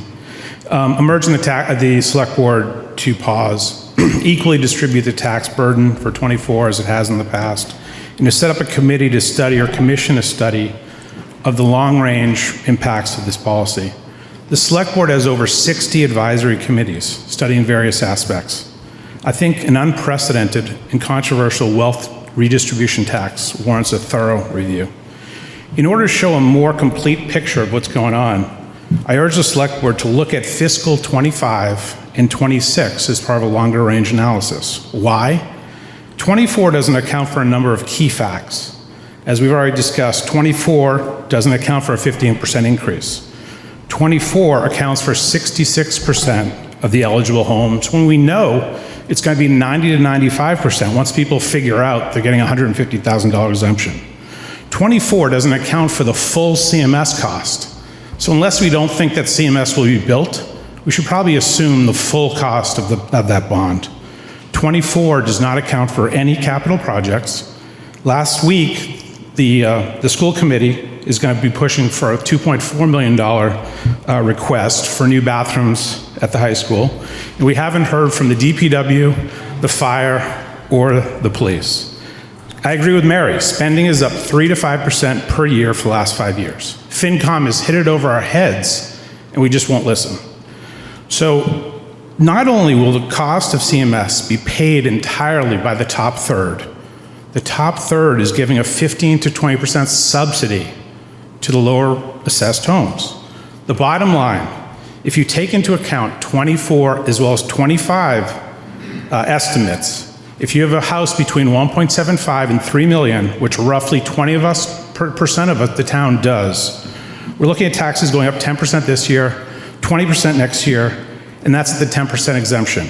If the select board chooses to go up to 20% exemption, those houses are going to go up 25%. So to use terminology that I saw earlier, when we voted for the new CMS, the owners of the Colonial, 2 million, and Custom, 4 million, were not told they were going to pay the entire cost of CMS, as well as provide a 15% subsidy to the condo owners. Thank you. Thank you. All right, Mary? Mary Weinberg, resident of Concord for 44 years. I think what this is all about is, when I moved here 44 years ago in my neighborhood and all around West Concord and town, there were people of moderate incomes and all different incomes. I have watched in the last 20 years, 15 years, a total disappearance of that. What this is about is, at Harvey Wheeler, about 2 months ago, Meredith was there explaining the application process for this tax exemption. In that room were between 50 and 60 people who have lived in this town all their lives, and every one of them was saying, I'm at a breaking point. I can't afford this town anymore. There's a man named John Farnham who was there that night. He couldn't come tonight because he's sick. He wanted me to relate the memory of that day. There was a woman there. She had a cane. She couldn't get up. She said her family, her ancestors had settled this town, and she feels she's the first one in all the generations might have to move. Everybody I've met who's in situations like that, they're not here tonight. Why aren't they here tonight? Because they don't drive in the dark. I'm going to be 79. I didn't like coming out in the dark. We're here. You don't see us, but we're here. And we're not vocal. None of them were at town meeting. I was there on a rainy night. I couldn't even see the road. It was a foggy night. Don't ask me why we have town meeting in the worst months of the year. I went up. I was all alone, surrounded by wonderful 41, 42, 43-year-olds. I was there once. I moved here, I was 34. And all these years now being single in a little Cape house, I have never, ever voted against any tax increase, money, or anything. Paid for all the elementary schools, which everybody my age, our children had very simpler schools. I did not say anything. I was for everything. I voted for the high school. What this is about is our town will be losing the economic diversity anyway. This, for the first time, I think 2023 rhymes with economic diversity. This board will be known for the first time. This law was enacted in 1979 when I moved here. They've never done anything. This is the first board to notice that something is happening in our town. People are coming in, these small houses, they're moving out, small houses are being torn down, and one thing we can't stop is capitalism. Developers will, like Conan Street, will tear down a house, a small, modest house, put up a house and charge $2.4 million. We can't change that. And in 50 years, we'll come back, all the homes will be $2 million, and they'll be on the poorer end. But right now, our selectmen are trying to do something to keep the soul of our town, to keep the color of our town. And many of us, we've lived here, we put our children here. I'm plugging what some of us did in West Concord in 1980s. I'm plugging, go on YouTube and click on West Concord Depot opening celebration, 1989. and see what the citizens did with our money. I spent thousands of dollars.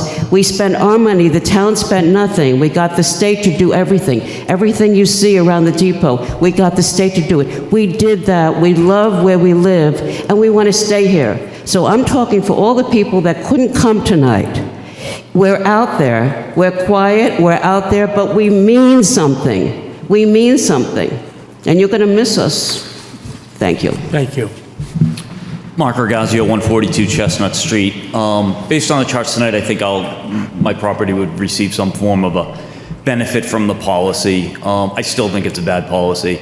And I didn't come with comments, but Ms. Ackerman, I heard you take some comfort that this could be reversed in that it's a 1 year at a time ordeal.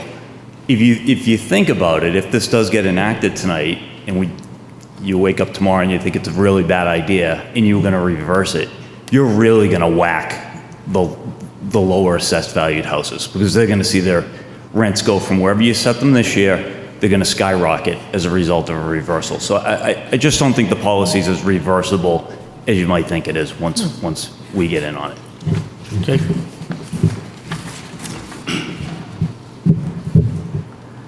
Hi, Joe Lauren, 134 Southfield Road.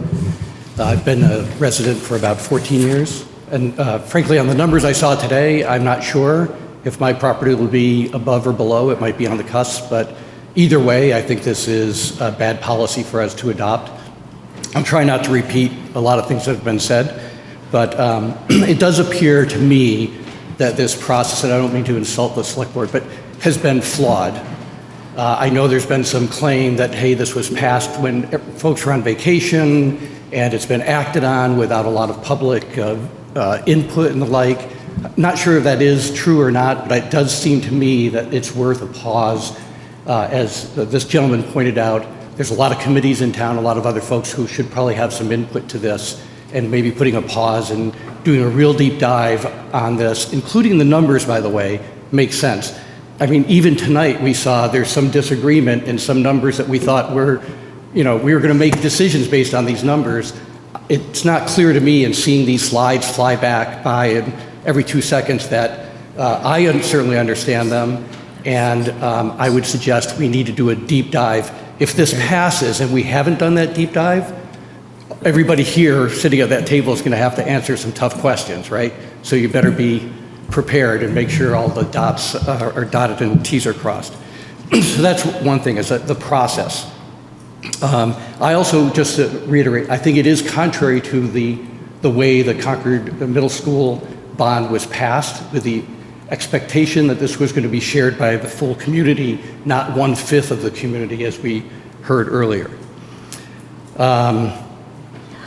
I also think that using this assessed value is a one-dimensional way of looking at how we can share this burden, as well as understand who can afford to pay more and not.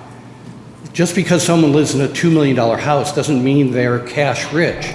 A lot of that has just been appreciation of the property, not necessarily meaning that their income has kept pace with that. So we have to think, not everybody who lives in a $2 or $3 million house has a lot of extra cash to throw after increased taxes. I do think it's going to drive up rental prices, and even modest increases will be passed on to renters. I mean, it's just, someone just said, you can't stop capitalism, that's going to happen. I also think this is potentially a divisive issue. It is going to create an us versus them in this community, and I don't think any community right now needs something like that. I also think that the folks that we're targeting here already pay sort of more than their fair share, right? Because their property is valued higher, they're already paying a higher percentage of the taxes. And we also know that there are multipliers already in place. Folks on Neshotic Hill, I believe, have a 2.0 multiplier. Those on Authors Ridge have a 1.35 multiplier. I think there's multipliers if you front the river. So these folks who have these more expensive homes are already paying a larger amount in the taxes. And then just a couple quick comments about when I heard some of what was said by the board. I absolutely agree. If we want this to be an affordable place, we need to spend smarter. We can't just spend and spend and spend and then say, okay, well, now let's figure out where the money's going to come from. That's what's happening right now. It's on the town residents, right? We passed the middle school thing, but we can't do that. And as our select board, we need your guidance and sort of the adults in the room sometime to say, no, we cannot do this, because then you're going to be faced with angry folks like me about our taxes. Someone mentioned 4,000 people have already applied. Of course they have, because they think they're going to save some money, right?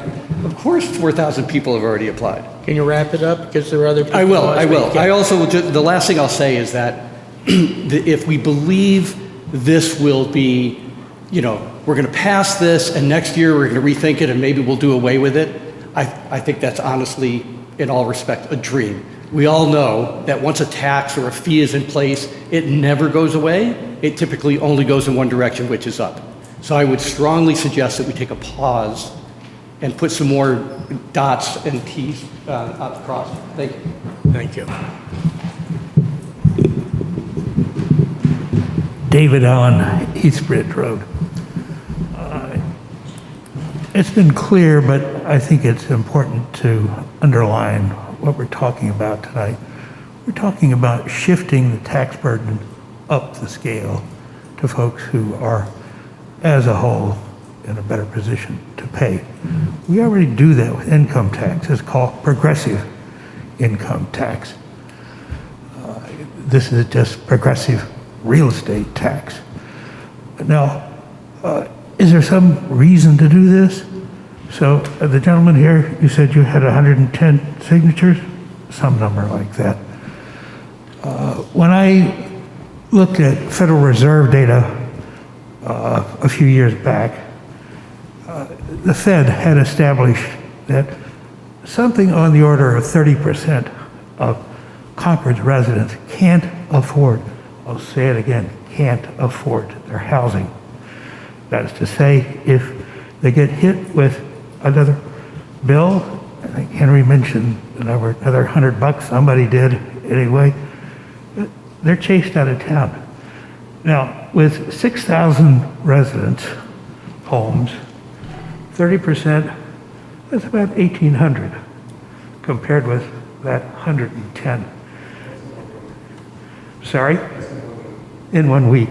And there'll be more than that, that's right. But we're not talking about a few. We're not talking about a small slice. We're talking about a very significant number of Concord residents. But what's the real topic here? Real topic here is economic inequality. Economic inequality is threatening to destroy the democracy that we have in this country. We know that in Concord, even with these data, that we've got a case right here, where we got an upper crust, and we got another very, very reliably made representation of that. If we're going to fix that problem, it's time for those who are in a position, yes, a few may not be cash rich, but most will have their accountant pay the tax bill. Time for them to step up and accept this progressive real estate tax. This board has been incredibly gentle, actually. They've selected a very minor number, 10%. Compare that with the marginal tax rate that grew out of the FDR years of 90%. 10%, that's very gentle.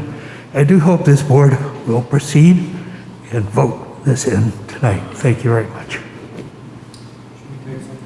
Yeah. All right, like who's up there on Zoom? We stand by. We're gonna hear from as many people. Scott as we can. Smigler from Zoom. So, should we start? That person. Hi, everybody. Scott Smigler, 1266 Monument Street. First off, I just wanted to wish everyone a happy Thanksgiving, to the Select Board, town staff, and fellow residents, regardless of what side of this conversation you're on. So I'm here to express concerns and request a hold on the residential exemption policy under consideration. I received an email with insight into this policy from an acquaintance in the community, and immediately I turned to our town's website to learn more. And what I found on the website seemed very high level, and I'm still not exactly clear on the change being made and whether it's been formally approved or not based on some of the discussions I hear were had over the past year. I didn't see a formal vote noticed on the agenda for tonight, but I take it there will be a vote. In my research into other municipalities where the residential exemption is in play, the common thread, according to a report from the DLS, the Mass Department of Local Services, seems to be about targeting vacation home communities on the Cape and larger cities, neither of which align with the fabric of Concord. The towns who adopted the residential exemption as of the writing of that report, as we heard in the presentation earlier, were Barnstable, Boston, Brookline, Cambridge, Chelsea, Everett, Malden, Nantucket, Provincetown, Somerset, Somerville, Tisbury, Truro, Waltham, Watertown, Wellfleet. And I don't believe any of these towns are referenced in any of the, as a peer community, in any of the benchmarks that we hear across Concord town analyses. Even in the report that we heard today, where there was some comparison of residential tax rates to other either abutting communities or peer communities, none of those communities are considered peer communities. I did find one community, Williamstown, Massachusetts, who considered adopting the residential exemption, but this September they decided not to because of the divisiveness it was causing in their town. And so therefore, from the little information I have, it's not clear to me why the residential exemption would be a good fit for Concord. And I'll say I'm not opposed to reform. I would advocate for measures that offer significant support to our senior population. For example, however, the current policy just isn't targeted to those households. And in fact, based on the analysis that we heard tonight, thousands of million-dollar households in Concord would benefit from this change, which makes the justification of this on the grounds of economic diversity very hard to swallow. And so the lack of accessible, detailed information and the potential divisiveness of this policy, in addition to the unintended consequences of being the first community like Concord to implement a policy that, in my opinion, it doesn't seem like it was designed for, the realities of slippery slopes, and the possibility this exemption could change from year to year, which could be particularly harmful for those struggling to budget from year to year. To me, those are all red flags and maybe reasons why communities like Concord, for how many years, 40 plus years, haven't adopted a residential exemption like this. So I believe the right thing to do is to pause, reassess, and ensure that we're not hastily enacting unprecedented measures. And I would say let's aim for a process that's inclusive, that's balanced, and that's thoughtfully vetted by the public. So thank you all for your consideration. Thank you. Thank you. Olena Delanchenko from Zoom. Hello, everybody. My name is Alina. I'm a new resident to the town of Concord. It's been several months since we moved into the Monument Farm Road, and we heard so many opinions, and it's hard to disagree with any of them. But let's just look at the numbers real quick. In the street where I live, there have been 4 sales in the past 5 years. Every sale shows that the properties that were about $2 million plus or minus have been consistently over assessed by $600,000, $800,000, $900,000, $400,000 in comparison to the market value of those properties. So the houses on the what you would consider to be middle or upper end already pay more than a fair share of the taxes above and beyond what they're really worth. So adding additional tax burden to these homeowners would be really divisive and polarizing. Of course, I agree with the previous gentleman speaking about need for support for senior citizens and paying more as needed, but not to the extent that further discriminates and further creates a lack of equity between different residents of the town. Thank you very much. Thank you. Thank you. Lenore on Zoom. Hi, this is actually Mike Mahoney from Concord Green. I'm just want to let you know that I'm definitely a strong supporter of the residential tax exemption as it's proposed.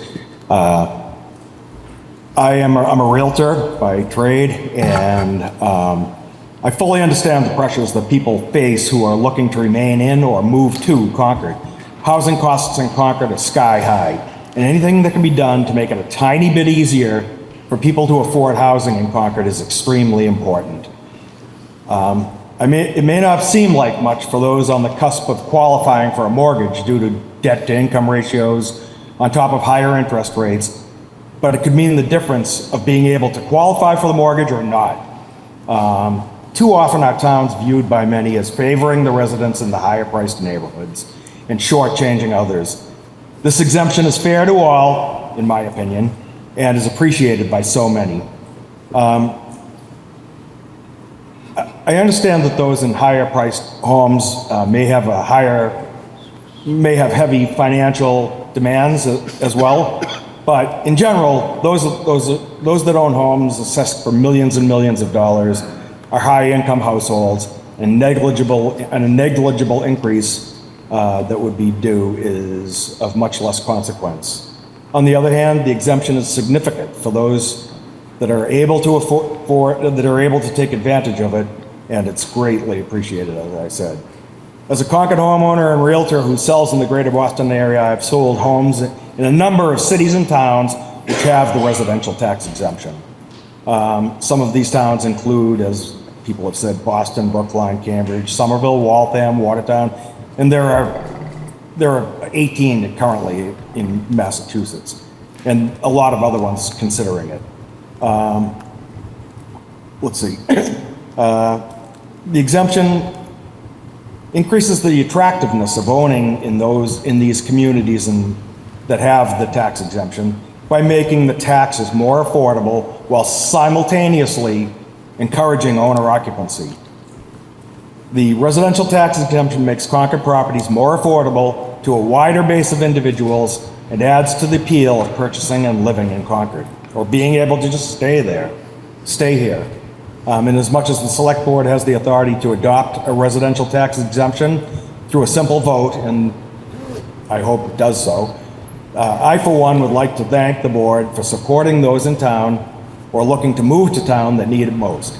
Many won't understand that this does make a difference for those who own and live in homes that are valued around or below the threshold. It also makes the difference for others in town as it encourages owner occupancy and makes Concord a little bit more affordable. Again, thank you very much to the Select Board for considering this, and I hope you vote in favor. Thank you very much. Could we take one more from the floor? Thank you. Stephen Bader, 7 River Street. I'm a member of the Concord Housing Authority, but I'm speaking on my own behalf tonight. A couple of quick points.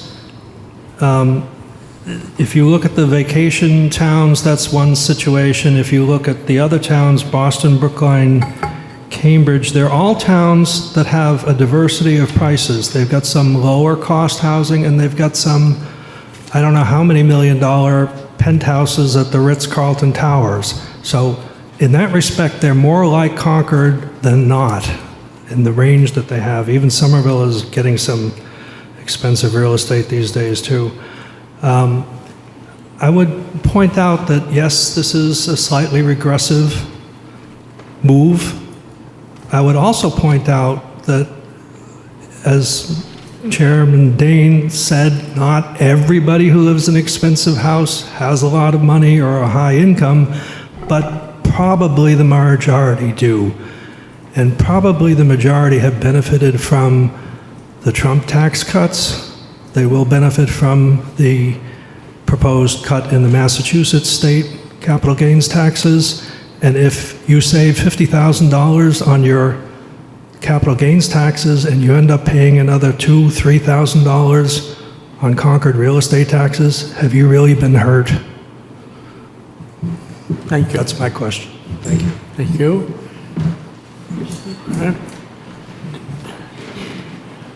David? Thank you. David Hessel, 30 Concord Green.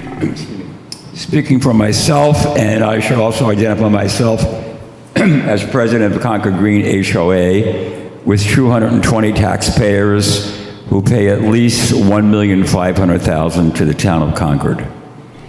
I believe the select board has three things to consider. One, be careful of claims from special interest groups with limited number of members that this tax relief proposal will harm residents. Two, question claims that this proposal will make it harder for retailers to hire employees because it may make rents higher in town. I think Mary Hartman proved tonight that those rent increases are nominal. In my 25 years as a retailer, I have learned there are a number of reasons people won't work for you.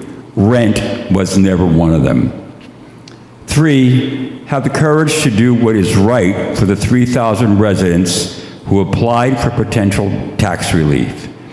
As your chairperson said, we see this as one small way in which we can help maintain whatever little economic diversity remains in our town. Thank you. Let's take one more from the screen before we get back to the floor. Tanya Gillis. Hi, yes, I just, Mr. Chair, you said before taking public comments that volume of comments was important, therefore you weren't discouraging people from repeating. So in light of that, in light of that wisdom, I would like to remind the select board that for those who need this tax break most, it would be very hard for them to come and say, I need this tax break. I am economically in a bad situation, please pass this. It's easy to come and say, this is not just for this or that reason, or to complain, you know, if you're going to end up paying more taxes. But it's hard for people to come and assert their needs. So please take that into consideration when you think about the volume of comments pro and con, and I hope you vote for this. Thank you. John? Hello, John Boyne, 72 Chestnut Street.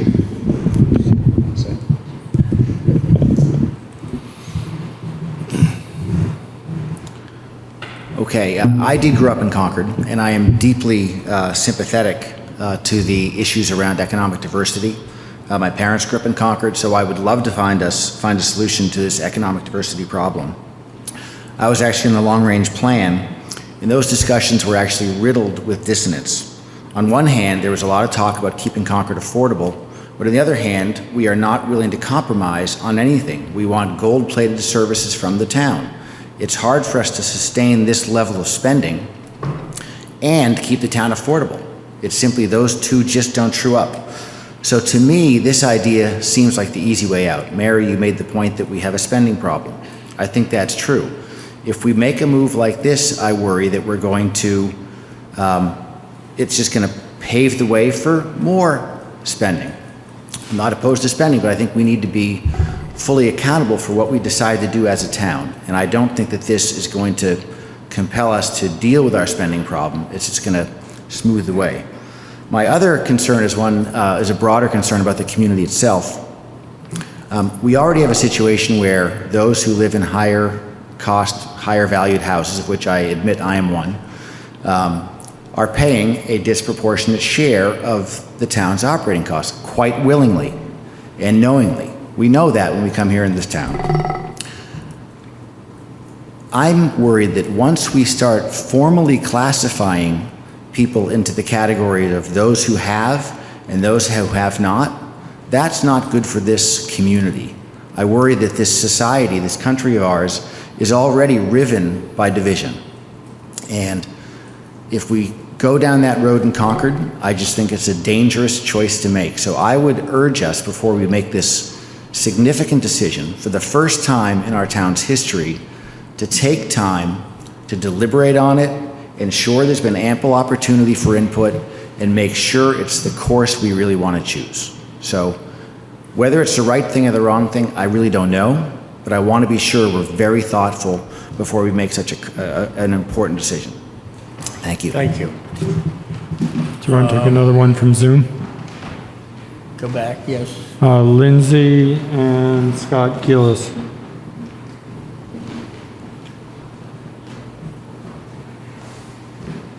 Good evening, and thank you very much for the opportunity to comment. My wife Lindsay and I have lived at 80 Alfred Circle for 34 years. I do not believe we are in the top third of valued homes, but we have concerns about this move for philosophical reasons, if you will, or our sense of what's right and wrong and fair and accurate.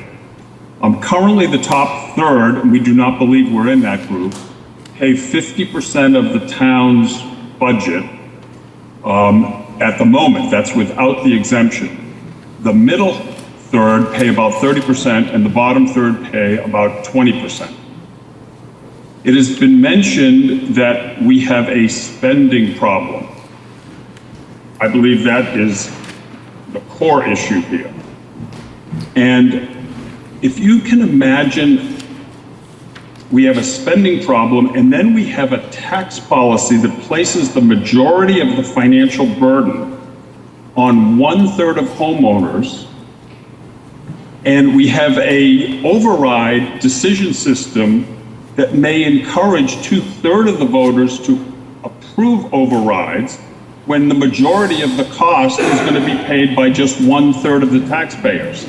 That does not sound like a policy that favors a fiscally responsible town budget. So that's one comment.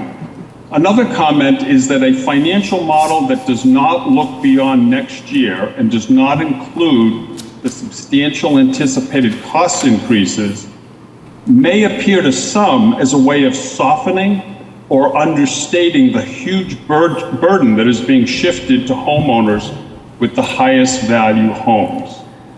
Hopefully, transparently disclosing the full impact of your decisions is a core value for this select board.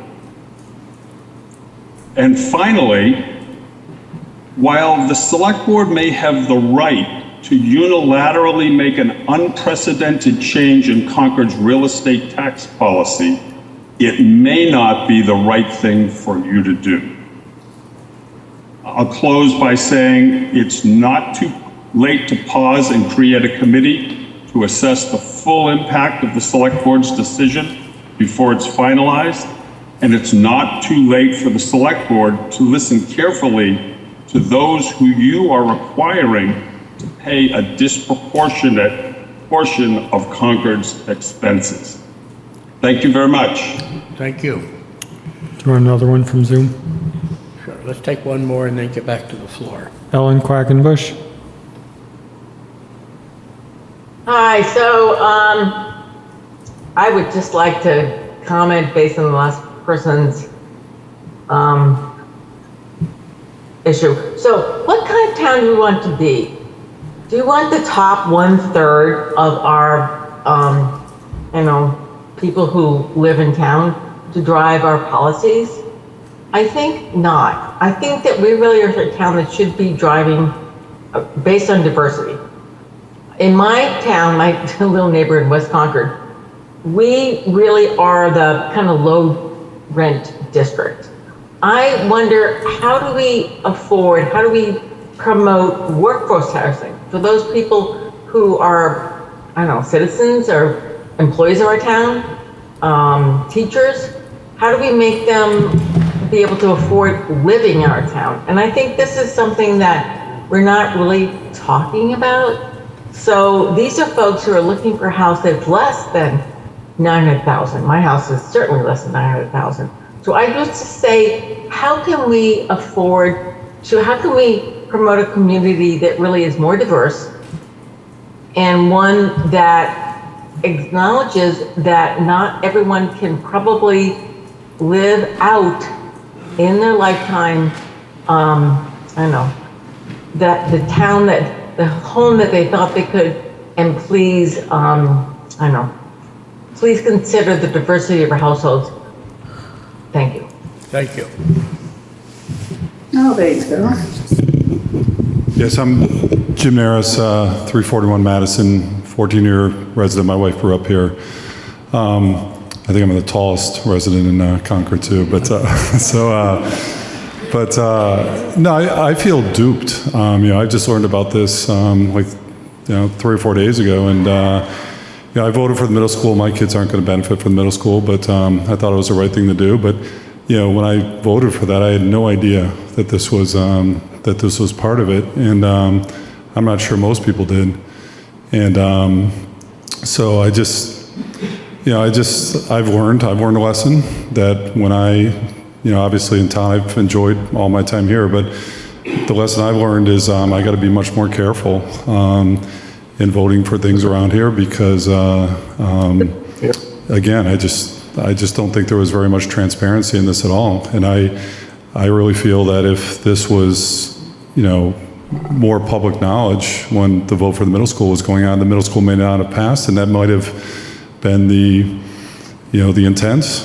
I don't know, but I just, my opinions have changed because of this. So I certainly vote for a pause and thinking more into it.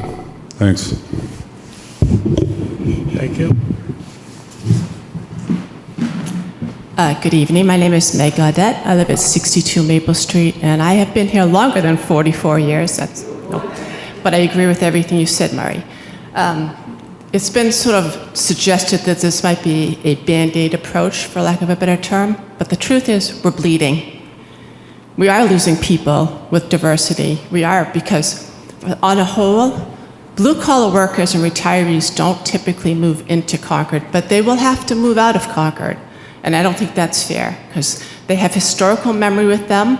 They've given to this town, and as everybody said, they've paid their dues. They don't want to leave.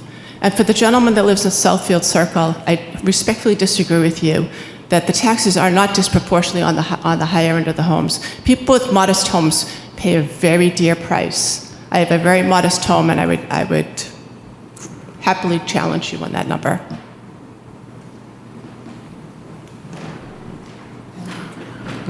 We have one more from Zoom. We go back to... Pamela Dritt. Hold on for a minute, Mary. Let's go back. So Pamela Dritt. Okay. Good evening, Pamela Dritt, 13 Concord Green. Nobody likes taxes, but this isn't about raising the amount of real estate taxes that residences are going to pay. It's about distributing the burden of paying them in a more fair way amongst the whole group. A flat,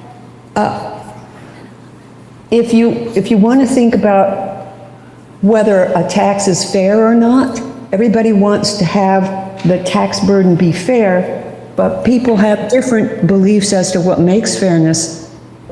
And I believe that it isn't the amount of money, taxes that we have to pay, that we should look at. It is the amount of pain that paying them causes. And the amount of pain that the lower income has in paying taxes is much, much greater than those with more resources. As Stepan said, we are subsidizing the wealthier vastly through the federal tax rates. The fact that I pay less in capital gains tax than a teacher does in income taxes. That's inequitable, and I benefit from that. If we want to have affordable housing in Concord, this is one of the things we need to do to encourage, to help make more affordable housing possible. It won't guarantee it, but we need to do it. And also I want to point out that rents are set by the market. not by how much the renter pay, the building, the landlord owes in taxes. House values. The house values are a separate market. So please, I think this has been very transparent. Anyone who had any interest in it knows about it from last year. It was even brought up in town meeting. And I urge you to vote in favor of it. Shifting of the burden of paying any kind of taxes, we only have control over it, property taxes, onto those more able to bear it is a good thing. And I agree, being fiscally responsible in our spending is also a good thing, but if you want to have a good life, you could raise revenue. It's not just cutting spending. Okay. Thank you. Before we, there's one more. Are there on anybody Zoom. else speak for a second time? Yeah. Let's see if there's anybody else who hasn't had a So chance yet. Jim Ricker on Zoom. We'll give you another turn, but let everybody else go first. Yeah. You're on mute, Jim.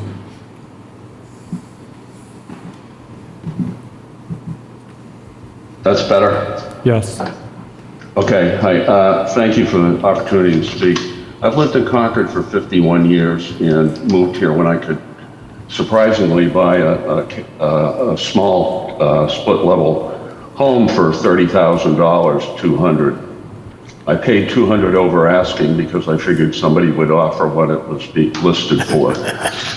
Those numbers are kind of crazy today, but I've been very fortunate to live here for 51 years, and I have a house that's worth a lot more than that today, primarily because of the increases in value due to sales prices that we're seeing today, and I've been able to be here long enough to enjoy that.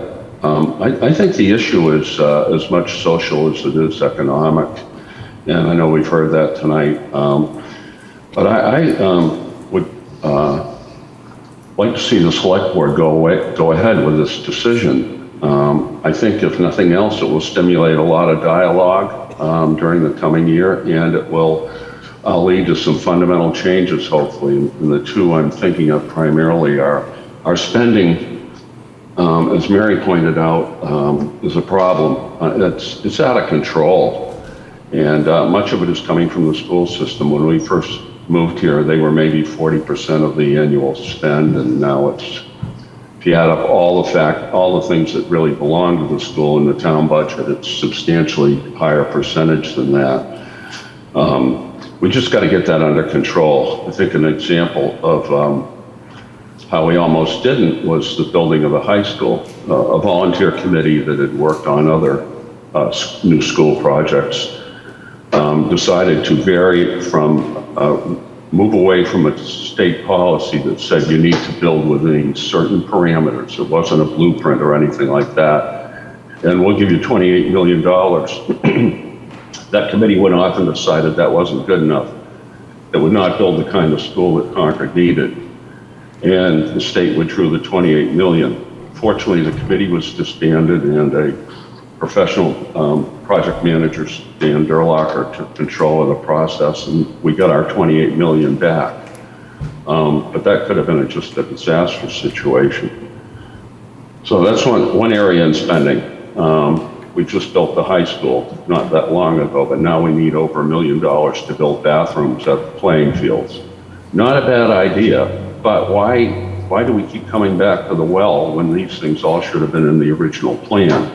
Perhaps the solution is just put in the portable air-conditioned bathrooms that the Recreation Commission uses at the White Pond Beach. That works very well. The other thing I want to mention is decision-making. I've heard over and over and over, an overwhelming majority of people voted for the middle school at town meeting and in the various other meetings that occurred, not just in town meeting, but the actual number of voters based on the number of registered voters, was a pretty small percent. And so an overwhelming majority of that is not really an overwhelming majority of the voters in this community and the taxpayers. So I think one thing we should look at, and this is where I'd encourage you to form another committee, is to look at the towns around us that have gone to representative town meeting. Lexington's been doing that for years as its growth got out of hand, and they just felt they weren't getting the best decision-making possible at their town meetings. And one of the advantages is, I see a thumb down, that's okay. One of the advantages is you elect town meetings, each precinct has X number of representatives in town meeting, and then you have at-large members. They have an opportunity to review these things in depth, talk with the constituents in their area, and it gets away from well-organized interest groups leading the charge. So I think we've got some structural things that could benefit us in the long run.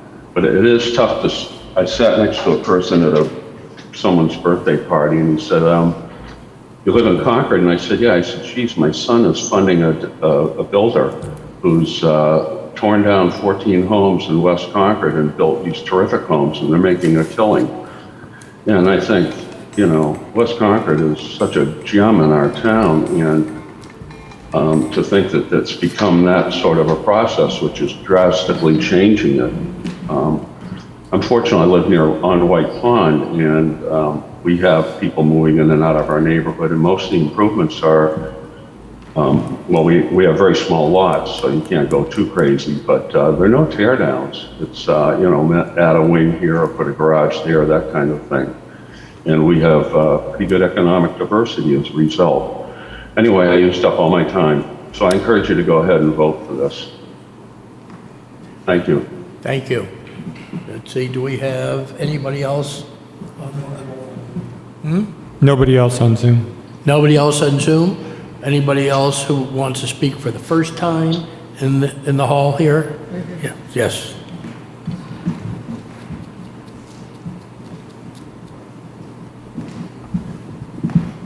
My name is Jane Prentice, and I live at 15 Fern Street, and I've submitted a letter to the Select Board, so I don't want to take up too much of your time. But I urge everyone in the Concord community to support the Concord community, and that's what I mean by that is support it through your spending dollars. I spend 85% of my income either through taxes, supporting restaurants, buying food in Concord. I don't support the Amazon truck coming down the street. There are many ways to support this community, and one of the ways is to spend your dollars here. I do urge, as in my letter, that you look at your funding in the future, and when something is being considered, that it should benefit all taxpayers and not just a few. That doesn't mean I'm not pro-education. What it means is that I'm pro-infrastructure. I'm pro-clean drinking water. So in the future, I really would like to see more controlled spending and more creative ways of funding. That's the kind of synopsis of my letter. But I do urge you to pass this exemption. Thank you so much. Thank you. Anybody else? Oh, what? No, he didn't take his hand back. Huh? No, that's all right. Okay. Oh, Okay. All right. So, Mary, maybe the two of you will wrap it up. We can harmonize. We can do it together. Okay. It's the final right. act. You gentlemen first. Oh, well, thank you. I just wanted to. She wants to have the last word. I got that, by the way. she's much smarter than I am, clearly. I just wanted to make two more quick points that I didn't think of earlier. Number one is, and I can't speak for everyone who spoke in urging you to pause on this, but certainly for myself, I appreciate all the thoughts about and speakers about the wanting diversity in this town and to be able to support folks to be able to retire in this town. I hope to do the same someday. And for lots of different kinds of folks to be able to afford to live here. My point would be that this shift that we're talking about is a bit of a blunt instrument using only home value to determine who can afford to pay more and who needs to save a little bit. I would urge you to look at some other dimensions and other ways of assessing that ability to pay. So that's thing number one. And then thing number two is follow up on what Mr. Boynton said. Passing this, so whenever someone said, we spend too much in this town, a lot of folks were shaking their head in agreement on that. I don't think that passing this is going to lead to better financial discipline. In fact, it's going to give us a pass to say, okay, we can spend more, we know how we can get that. We can just go from 10 to 20% next time. So those are my two. But just the interesting thing among many things that we hear tonight is we've got a dozen people in a meeting like this talking about our spending. Yeah. Okay? And that in itself has value. Yeah. Agreed. Right? And if it takes something like this to get people to start thinking about where the money comes from and where it goes, that's a big step in the right direction.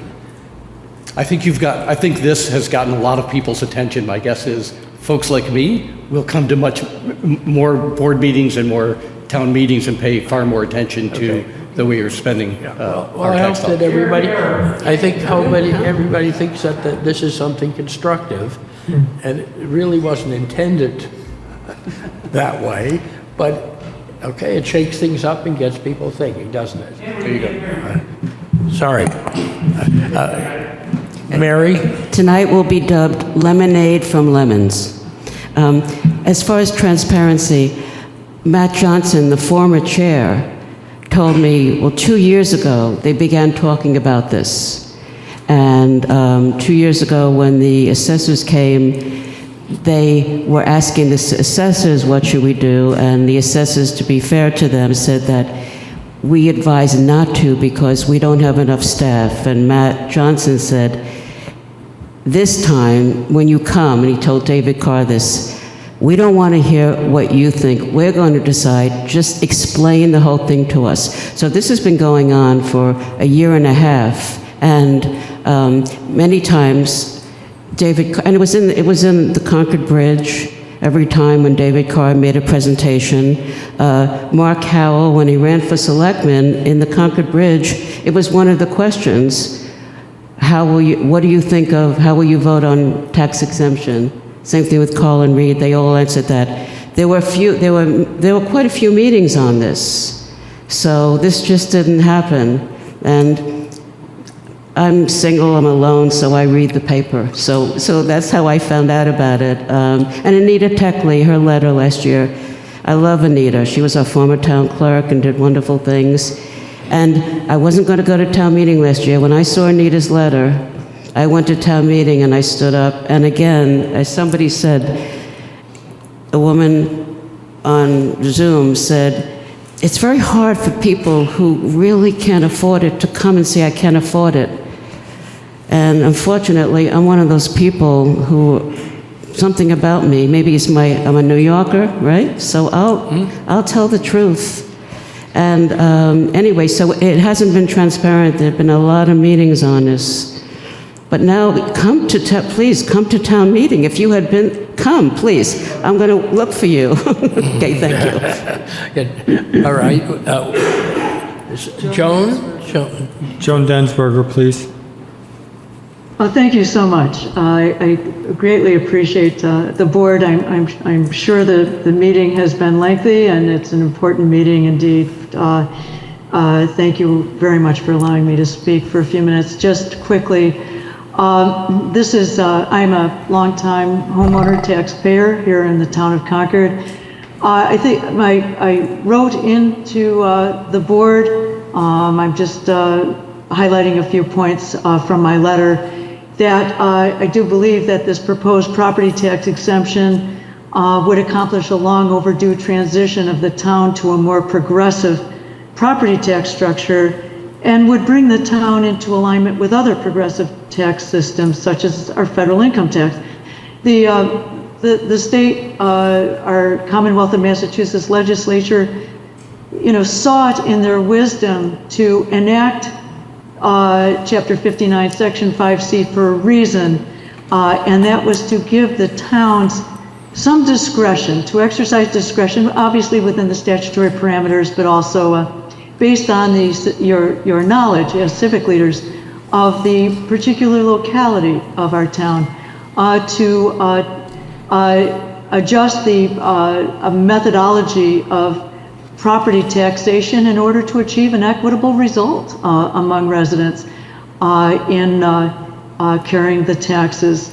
I would also point out that it is well established in public health circles that housing is a social determinant of health. That is well established, and this proposed tax exemption is undeniably a positive step toward recognizing that reality and bringing it to fruition. And in what sense? Well, the redistribution of this property tax burden would have the result of allowing a number of residents in town. We've seen this by the number of applicants, obviously, for the exemption, who are no longer experiencing income growth. It would allow them to remain in Concord where they have established relationships with healthcare providers. In particular, we have Emerson Hospital right here in town. We're very fortunate. And we have a number of physicians' offices with whom Concord residents have established relationships and other supportive services in the community. So I commend the board for this forward thinking and for the concern they're showing for all residents of Concord in proposing this exemption. And I would urge the board respectfully to vote in favor of the exemption. And thank you so much. Thank you. I think we had one more person. Mark White. Mark? Mark White. Hi, Mark White, 233 Independence Road. Had a quick question for the board. You say there's 4,000 people that have applied for this exemption. Is it true that the only people that would qualify for that exemption are those that are below the approximate 2.1 million in real estate value? So I'll answer that question just because I'm there. I believe the assessor mentioned that there are 3,500 people that have applied so far, and that the tax rate was modeled on the assumption that that number would rise to about 4,000, and so that it would likely, if it turns out to be 4,000, then there would be no need to demand from the overlay. And it is not true that you have to have a particular property value. Any owner-occupied residential property is qualified to receive that reduction. And that's why in the packet, if you're looking there, there's a column that shows, assuming that the property is owner-occupied and residential, that reduction in taxes is available to everybody from the lowest value to the highest value. Just to make it perfectly clear, everyone who owns the home they live in is eligible to receive the exemption.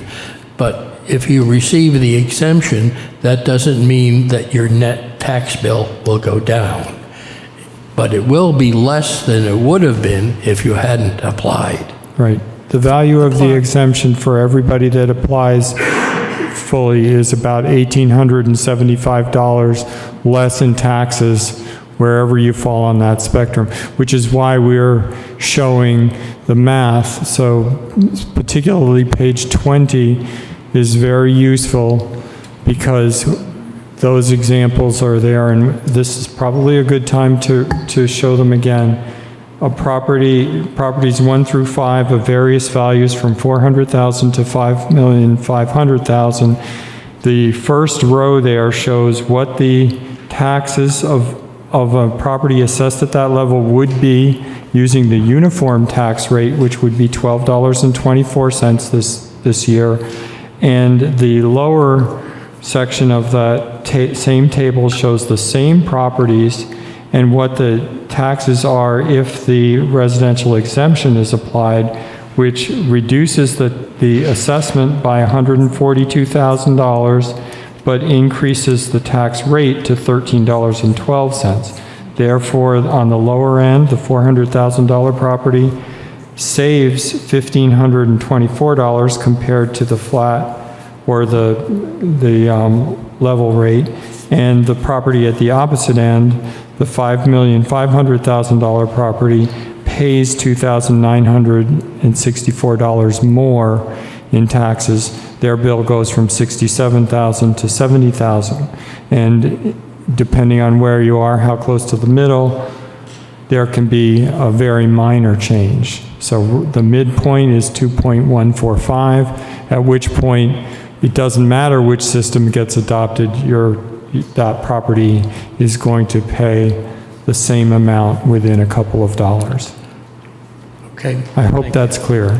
Well, To be honest with you, I get a pretty strong math background, but I'm really not following it that well.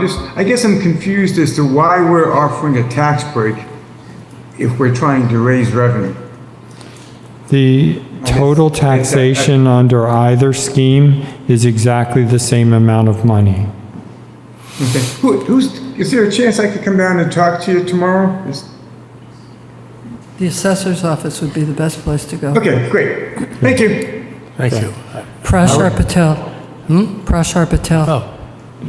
Thanks, Mary. Prashar Patel, 397 Sudbury Road. I am the chair of the Finance Committee. What I'm about to say is actually, on behalf of the Finance Committee, I've heard a lot of conversations today in terms of, folks wish that they had more visibility in what was going on. So with respect to that, I would urge folks to follow what the Finance Committee is doing. We actually have a meeting next Monday, 7 o'clock at Townhouse. The agenda will be posted shortly, but we're in the middle of setting guidelines, recommendations to both the town and the schools for fiscal year 25 spending. And we would love to have public input as to what folks think the rates of increases ought to be for next year, and not only for our next meeting, but would urge everybody to, download our agendas and either attend or join by Zoom our meetings between now and right up until town meeting, where we will provide our recommendations on the entire budget for the town and the schools for this fiscal year 25. So just wanted to put in the plug that there is another venue for folks to have visibility as to what's going on and have input into the recommendations we make. Thank you. Thank you. Yeah, Henry, can I make one other point that may not be immediately clear to people that haven't served on the Finance Committee? The Finance Committee is in the process of setting guidelines for spending for next year, fiscal year 25. This hearing that we're holding tonight is about the actual final tax rate for this fiscal year 24. So thinking back to the budgets that we passed at the last town meeting, if you've noticed, your last two real estate tax bills that you received for the third and fourth quarter of this year were what's called estimated tax bills. They were designed to raise approximately half of the money that the town has already agreed to spend in those bills. What the actions that we're taking tonight are to set the tax rate that will mathematically close that equation so that by the next two tax bills, the one for the first and second quarter of next year, we will raise the remaining money that we've already agreed to spend. So there's an offset between when we're working on budgets and spending and when we're working on, and when we're actually setting the tax rate. So we are talking about setting the tax rate for FY24. What Parashar was referring to is setting a guideline for spending for FY25 the next year. Thank you. Mary, you're pulling the microphone closer to yourself. No, that's okay. I think Okay. you've got another speaker right here, I think. Okay. Speak. I want to thank you, Henry. Could you, you need to bring your Can you mouth hear- closer to the microphone. Can you hear me now? Yes. Yeah. I don't usually speak. I'm a visual person. But I want to thank you who have voted for who would possibly vote for the exemption. I'm a living example of what will happen to me for the exemption. I've been here almost 39 years. I raised my son here as a single parent. I've contributed to the town. I've paid all the taxes. I take issue with anyone that says it saved money. I don't have the money to save. For me, this is an eviction. It's an eviction for my doctors, for my community, and for my family. And I think it's very important to think how we can even it out. This has become a cruel town. I saw it when the middle school passed, looking at the next door neighbor. People were insulting each other. They were intimidating each other. And I'm very uncomfortable here, but I have nowhere to go. So I thank you if someone would please think about the real people involved in this and what the town is supposed to look like and feel like. I'm very disturbed by it, but I want to thank those who have thought through this. I want to thank Mary for looking into it. I looked into it with her. And when the school, people were not just older people, but young people on my block, I'm in West Concord, who have families, they voted against the school. None of us really knew that there would be, we all thought there would be a subsidy. I even voted for it. I'm not clear thinking right now because I'm very upset, but I hope you consider everyone in this town. And it's not a savings, sir. It's not a savings. There's no money for it. You said it would be a savings. Okay. Thank you. Thank you very much. Okay, There's one more on Dan. Zoom. Okay, this is going to be the last one. Dan O. Dan O. Dano. Please, go ahead. Hello. Can you hear me? Yes. Thank you for your service, and I really appreciate the feelings that heard tonight. I am express my concern. I think there's a lot of reasons for us to take our time here. From a policy point of view, I agree with the gentleman earlier that I'm not sure why we're lowering taxes for some if the goal is simply to raise money. It just feels like this is a significant policy shift, and that you're, sort of doing in Concord what people do in Washington, and it just doesn't feel right. Secondly, fixed income is difficult for everyone, no matter the value of the home. So for many, you may live in a home where, any change in your income can change the way that you live. And this is a significant change in the assumptions that many of us made as we think about our ability to stay in our homes. Thirdly, from a very big picture point of view, Massachusetts, well, maybe in Concord we don't worry about this, but Massachusetts is in the last decade already losing to states like New Hampshire and Florida, where there's significant capital flight, and these kind of actions can trigger unintended consequences.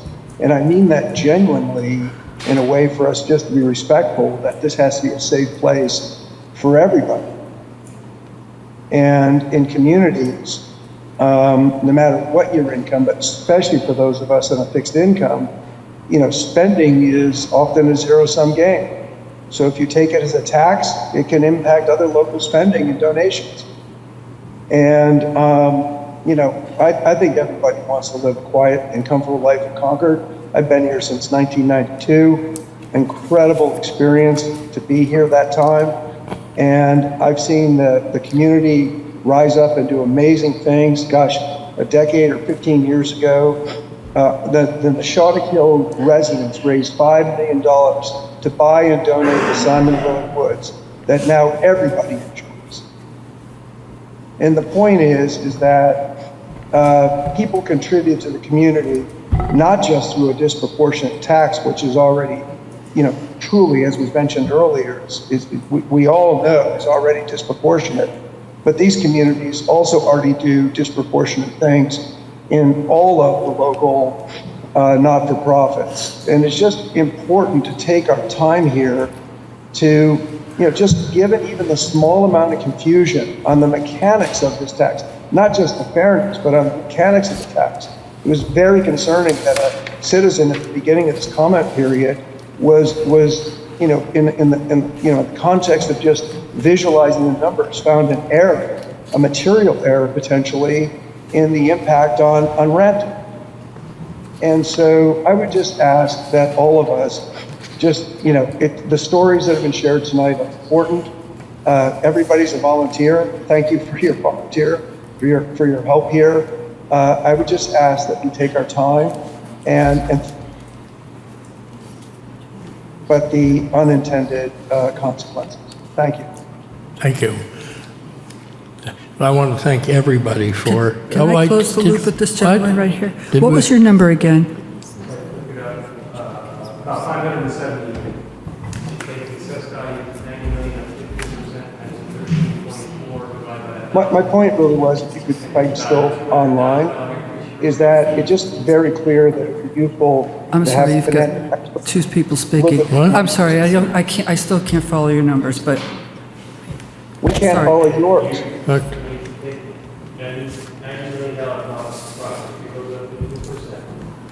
So it's 104, 630, 450.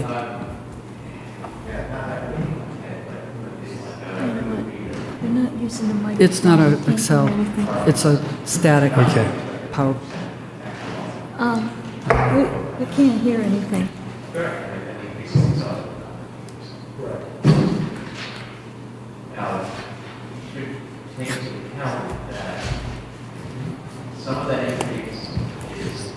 Sorry, We can't hear you, David. Unless you use a microphone.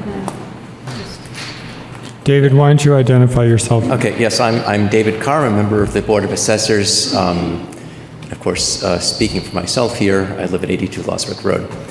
The gentleman is correct. I can't vet the exact number of the $570 exactly, but because the numbers actually, I was going to do the same calculation, but the numbers went down from the screen before I could get them. But it is clear to me that if the value increased by 15% and the tax rate does go up from 1296 to 1312, then necessarily the property tax will go up by at least 15% and slightly more, which would have, and the numbers that I saw on the screen were more in the 1 or 2% increase. So there's significant. There was about an order of magnitude difference. Okay, let's simplify this. I'm sorry. Let me. I did want to make one other point, which is even that number is not what we really should be looking at, because we're trying to assess the impact of the property residential tax exemption. Now that $570 or whatever, a large part of that is simply the middle school, and then another part of it is the residential property tax exemption. So, and that, of course, is another calculation which I can't do in my head right now. So we would have to separate that out. Okay, I think we're ready to have... Could I make one last comment? I think we're ready to have the board have our final conversation about this. I think so, too. And then Sorry. to decide whether I don't think the details matter, but I mean, at this point, I think really we're not going to be talking about precise numbers. Okay, I just want to close it up by saying, let's assume your number's right. It's $573 a year, right? So that's like $47 a month. It's still... Well, I don't know, but I'm just saying for this year, but never mind, I'm sorry. So I shouldn't have put it up, and you're right. The difference in the two tax rates, though, to do the math the easy way, is 88 cents per thousand. So if you take whatever the assessed value is and assume that the property does not qualify, just multiply that by 88 cents per thousand. So on a $93 million piece of property, that comes out to $233 per unit per month if there are 350 units. So I'm sorry, per year. So that's $20 per month. $20 per month roughly of impact to the rent. I think we the can agree. I 233. think we can It's agree that 88 it's cents not per material. thousand. We could All right. calculate it many Yeah. ways. Mr. Chair, can we just So- get back to? Yeah, let's just get back, sorry. Okay, now, so, Yeah, let's are discuss we it. ready to vote on the 4 things that we need to vote on? Can I make a couple of really quick comments? Sure. So I think the best thing that's happened tonight, I want to thank Mary for bringing up the core problem and all the people who spoke to it. Spending is out of control. This is the first conversation we've had about that. And I thank everybody for participating. Please continue to participate. That's a really big core issue. And if nothing else is achieved, at least we've gotten that done. I also just want to dispel a couple of statements that I think are incorrect. And I have confirmation from the town manager and the chair. Again, the middle school vote was not connected to the residential exemption. These are two separate things. We're voting them separately because they are separate. They're related, but it's not like someone was duped or anything. They were not ever connected, because when I was chair, we ran a whole meeting on how to fund the middle school, and this did not even come up. So it's really separate. And the other thing was a speaker claimed twice that the top 1/3 of homes are going to pay for the entire cost of the middle school. That is totally incorrect as well. So I just wanted to set the record straight on those. Can I make, I can make a comment? I think that we had a very good discussion tonight. I heard, this is a complicated topic, and you can tell I've heard a lot of misinformation, and unfortunately, I think I added to that tonight, and I apologize for that. But I think that people are engaged, which is great. If people are serious about, I'm hearing people want to pause, and I think it would be unfair to all the people who have applied and expected to have the exemption applied to them, because that was their interpretation of the vote we took in August. It would be unfair for us to pause it this year. But I am willing to entertain the thought of having a task force or a group of people to look into this deeper, to take a deeper dive into this, because it's complicated. We all have different misconceptions, and every week I seem to learn something new about it, and then come back and report to the select board next year when we will revisit this and we will make another decision. So I disagree that just because we go up now, we're going to go up forever. We do have task force, and we listen to the people, and when they come back. So if people are willing to participate in a task force, we'd be more than happy to hear from you. I think that's a great idea, because as I said before, I think of it as a one-year experiment. I don't know if 10% is going to be the right number, and the task force can help figure that out. Or I mean, maybe it's 0, maybe it's 35. I have no idea, but let them work on it and come back to So us. I'd just like to address that. I think that it's one of the values that we have here is that we deliberate and we are deliberate. And I think that if we're thinking about this as a one-year experiment, we've gone through a lot of time and effort. A lot of people have expended a lot of time and effort for 1 year. I don't think we'll even know in a year what all of the impacts are. I, for one, believe that there's value in using this tool, imperfect as it is, to help address affordability for the low end. And I would be very resistive to changing TAC, and particularly the whiplash effect that someone alluded to this evening of putting it on and taking it off, or even changing it significantly until we've had a chance to adapt to it. I think the value of something like this is adapting to it. For 40 years, this board has rejected this option every single year. Now we are contemplating actually taking that action. We should give that some time to sink in as well. Okay. Okay. I am going to make a motion for 4 different aspects of the tax classification. The residential tax exemption will be the 3rd vote. So the first vote, move to select a single residential factor, no, let me say that again. Moved to select a residential factor single rate. Second. Ms. Ackerman? Aye. Mr. Dane? Aye. Mr. Howell? Aye. Ms. Escobedo? Aye. And myself, Mary Hartman, aye. It's unanimous. Second vote, move to grant an open space discount. Wait a minute, you don't want to. No, we don't. But don't we want- have to vote on it? Yeah, but vote to, So we vote no? Vote to not to. Vote not, okay, vote Not to to not grant an open space discount. second. Ms. Ackerman? Aye. Mr. Dane? Aye. Mr. Howell? Aye. Ms. Escobedo? Aye. And myself, Mary Hartman, aye. Thank you. Move to adopt a residential tax exemption Of 10%. at 10% in concert with the vote taken by the Select Board on August 7th, 2023. Second. Ms. Ackerman? Aye. Mr. Dane? Aye. Mr. Howell? Aye. Ms. Escobedo?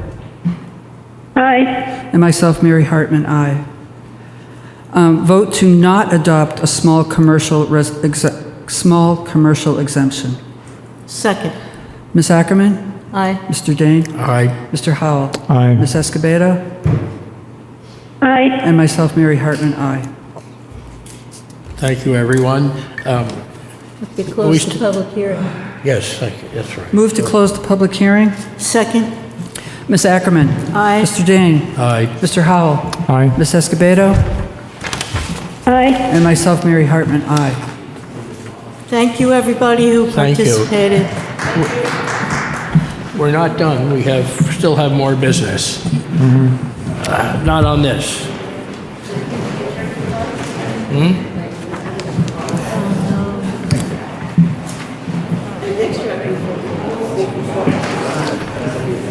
So you wouldn't even reconsider next year at all? Thank you. Thank you. Oh, that's beautiful, Mary. That's beautiful. Thank you. Well, email it to her. All right, we'll do that. Thank you. This goes to Linda. Okay. Okay, I think we're up to this, Henry. What? What are we up to? Okay. 40B letter. Okay. All right. That is the 40B letter. Well, let's see. We've done. We are 40B going to do letter. the 40B letter, and that was. I think that I drafted that, and then we got the Transportation Advisory Committee. And, Right. And is there any disagreement with incorporating? Essentially, it was really agreeing with most of the things that are already been That's said. correct. They added a few things. I was at their meeting. They basically support all the other boards, and they want to be on record, and they want to be included. So can we add them as number 6 on your list there? Well, what I'd suggest is that I revise the letter to include the comments of the I agree. Transportation I agree. Advisory Committee, and that Great, that we can then transmit it without further review by the board. great. There's Yeah. one grammatical question I have. Grammar, yes. Okay. Well, we want to look professional for the state, so we're on the bottom of page 2. It says, "It is the unanimous opinion of the planning board," quote. You see that? Yeah. Where is the end quote? The suitable. Is it at the end of number 3? For the following, I don't know. I'll find out where it goes, or I will eliminate. The Yeah, it might first be quote. all the way down at number 3 on the next page. Oh, I see. Yes, this is correct because Right. because actually what should happen is there should Right, be right, right, an opening right. quotation mark for each subparagraph. All right, whatever. Because they are Thank you. all quotations. Okay. And then at the end of type of development should be the close quote. Okay. Okay, great, And then thank you. All right, so are we ready to deal with that one? You know, I was just thinking, I don't know how other people feel about the letter, but I thought the tone could have been a little bit more strident. More what? Strident. Strident? Strident, Well, more. That's not me. I disagree. I like think it should be very neutral and calm and. What do you think, Mark? I think That's a lot that, of work changing tone. I think Changing the letter was pretty clear where we stand. That this- Okay, so let me, It is- we're ready? So the strident quotient is 0? Yes, Okay, forget okay. that. Okay, are we ready for a motion? Yes. Move to approve the mass housing response letter as included in the select board meeting packet with the addition of the memo from the Transportation Advisory Board and authorize the chair to sign the letter on behalf of the select board. Second. Ms. Ackerman? Aye. Mr. Dane? Aye. Mr. Howell? Aye. Ms. Escobedo? Aye. And myself, Mary Hartman, aye. Okay, thank you very much, everybody. That is only slightly more work for your chair. That's right. Okay. No, it was a good letter, Henry. For which I'm grateful. It was a good letter. Thank you for writing. Very good letter. Very good. It was good. Yeah, but Wasn't don't- strident But enough. don't. Well, I disagree with that, I but. just had to eat more garlic before I wrote it. So, Henry, I have a question. Are we having an executive session next week? we may, either because Next week? We don't have a meeting next week. We don't. I'm Next asking. meeting? I'm asking. Why, you Next can't do meeting. that? Carrie? well, I don't. There is an issue out there that we may need to deal with, but I don't know. Well, we have an agenda, we have the agenda review meeting tomorrow. Wait a I guess minute, we are we should be talking about that. Are we talking about next meeting? No, December 4th we're talking about, right? No, I'm talking about next week, November 27th, I think. Okay, well, so we will talk about Short meeting. where we stand on that We'll talk, issue. we might tomorrow. Everybody's looking But at us if like, we- oh, no. yeah, like we're- Oh, no. yeah, so, Okay, just Okay. wondering. All The right. reason I brought it up was we could maybe postpone the liaison reports because we're tired. Oh, well, that's fine with me. We can do that anyway. And wait, if there any other business we need to deal with? Communications, I'm going to adjourn. I think, have we covered everything We've on covered the everything. agenda? We have. Chair and select liaison can continue public hearing. That's Hanscom, review and approve. I We think did we've done everything. it all. I would entertain a motion to adjourn. Move to adjourn? I'll second that. Oh, move to adjourn. Second. Yeah, no, you have to vote. Did you second it? I Terry? did second it. I Okay. seconded it. Terry? Aye. Mr. Dane? Aye. Mr. Howell? Aye. Ms. Escobedo? Aye. And myself, Mary Hartman, aye. Well, Very we good. stand adjourned at 8:12. 9:12. 9:12, which is not bad considering how much we actually accomplished. Okay.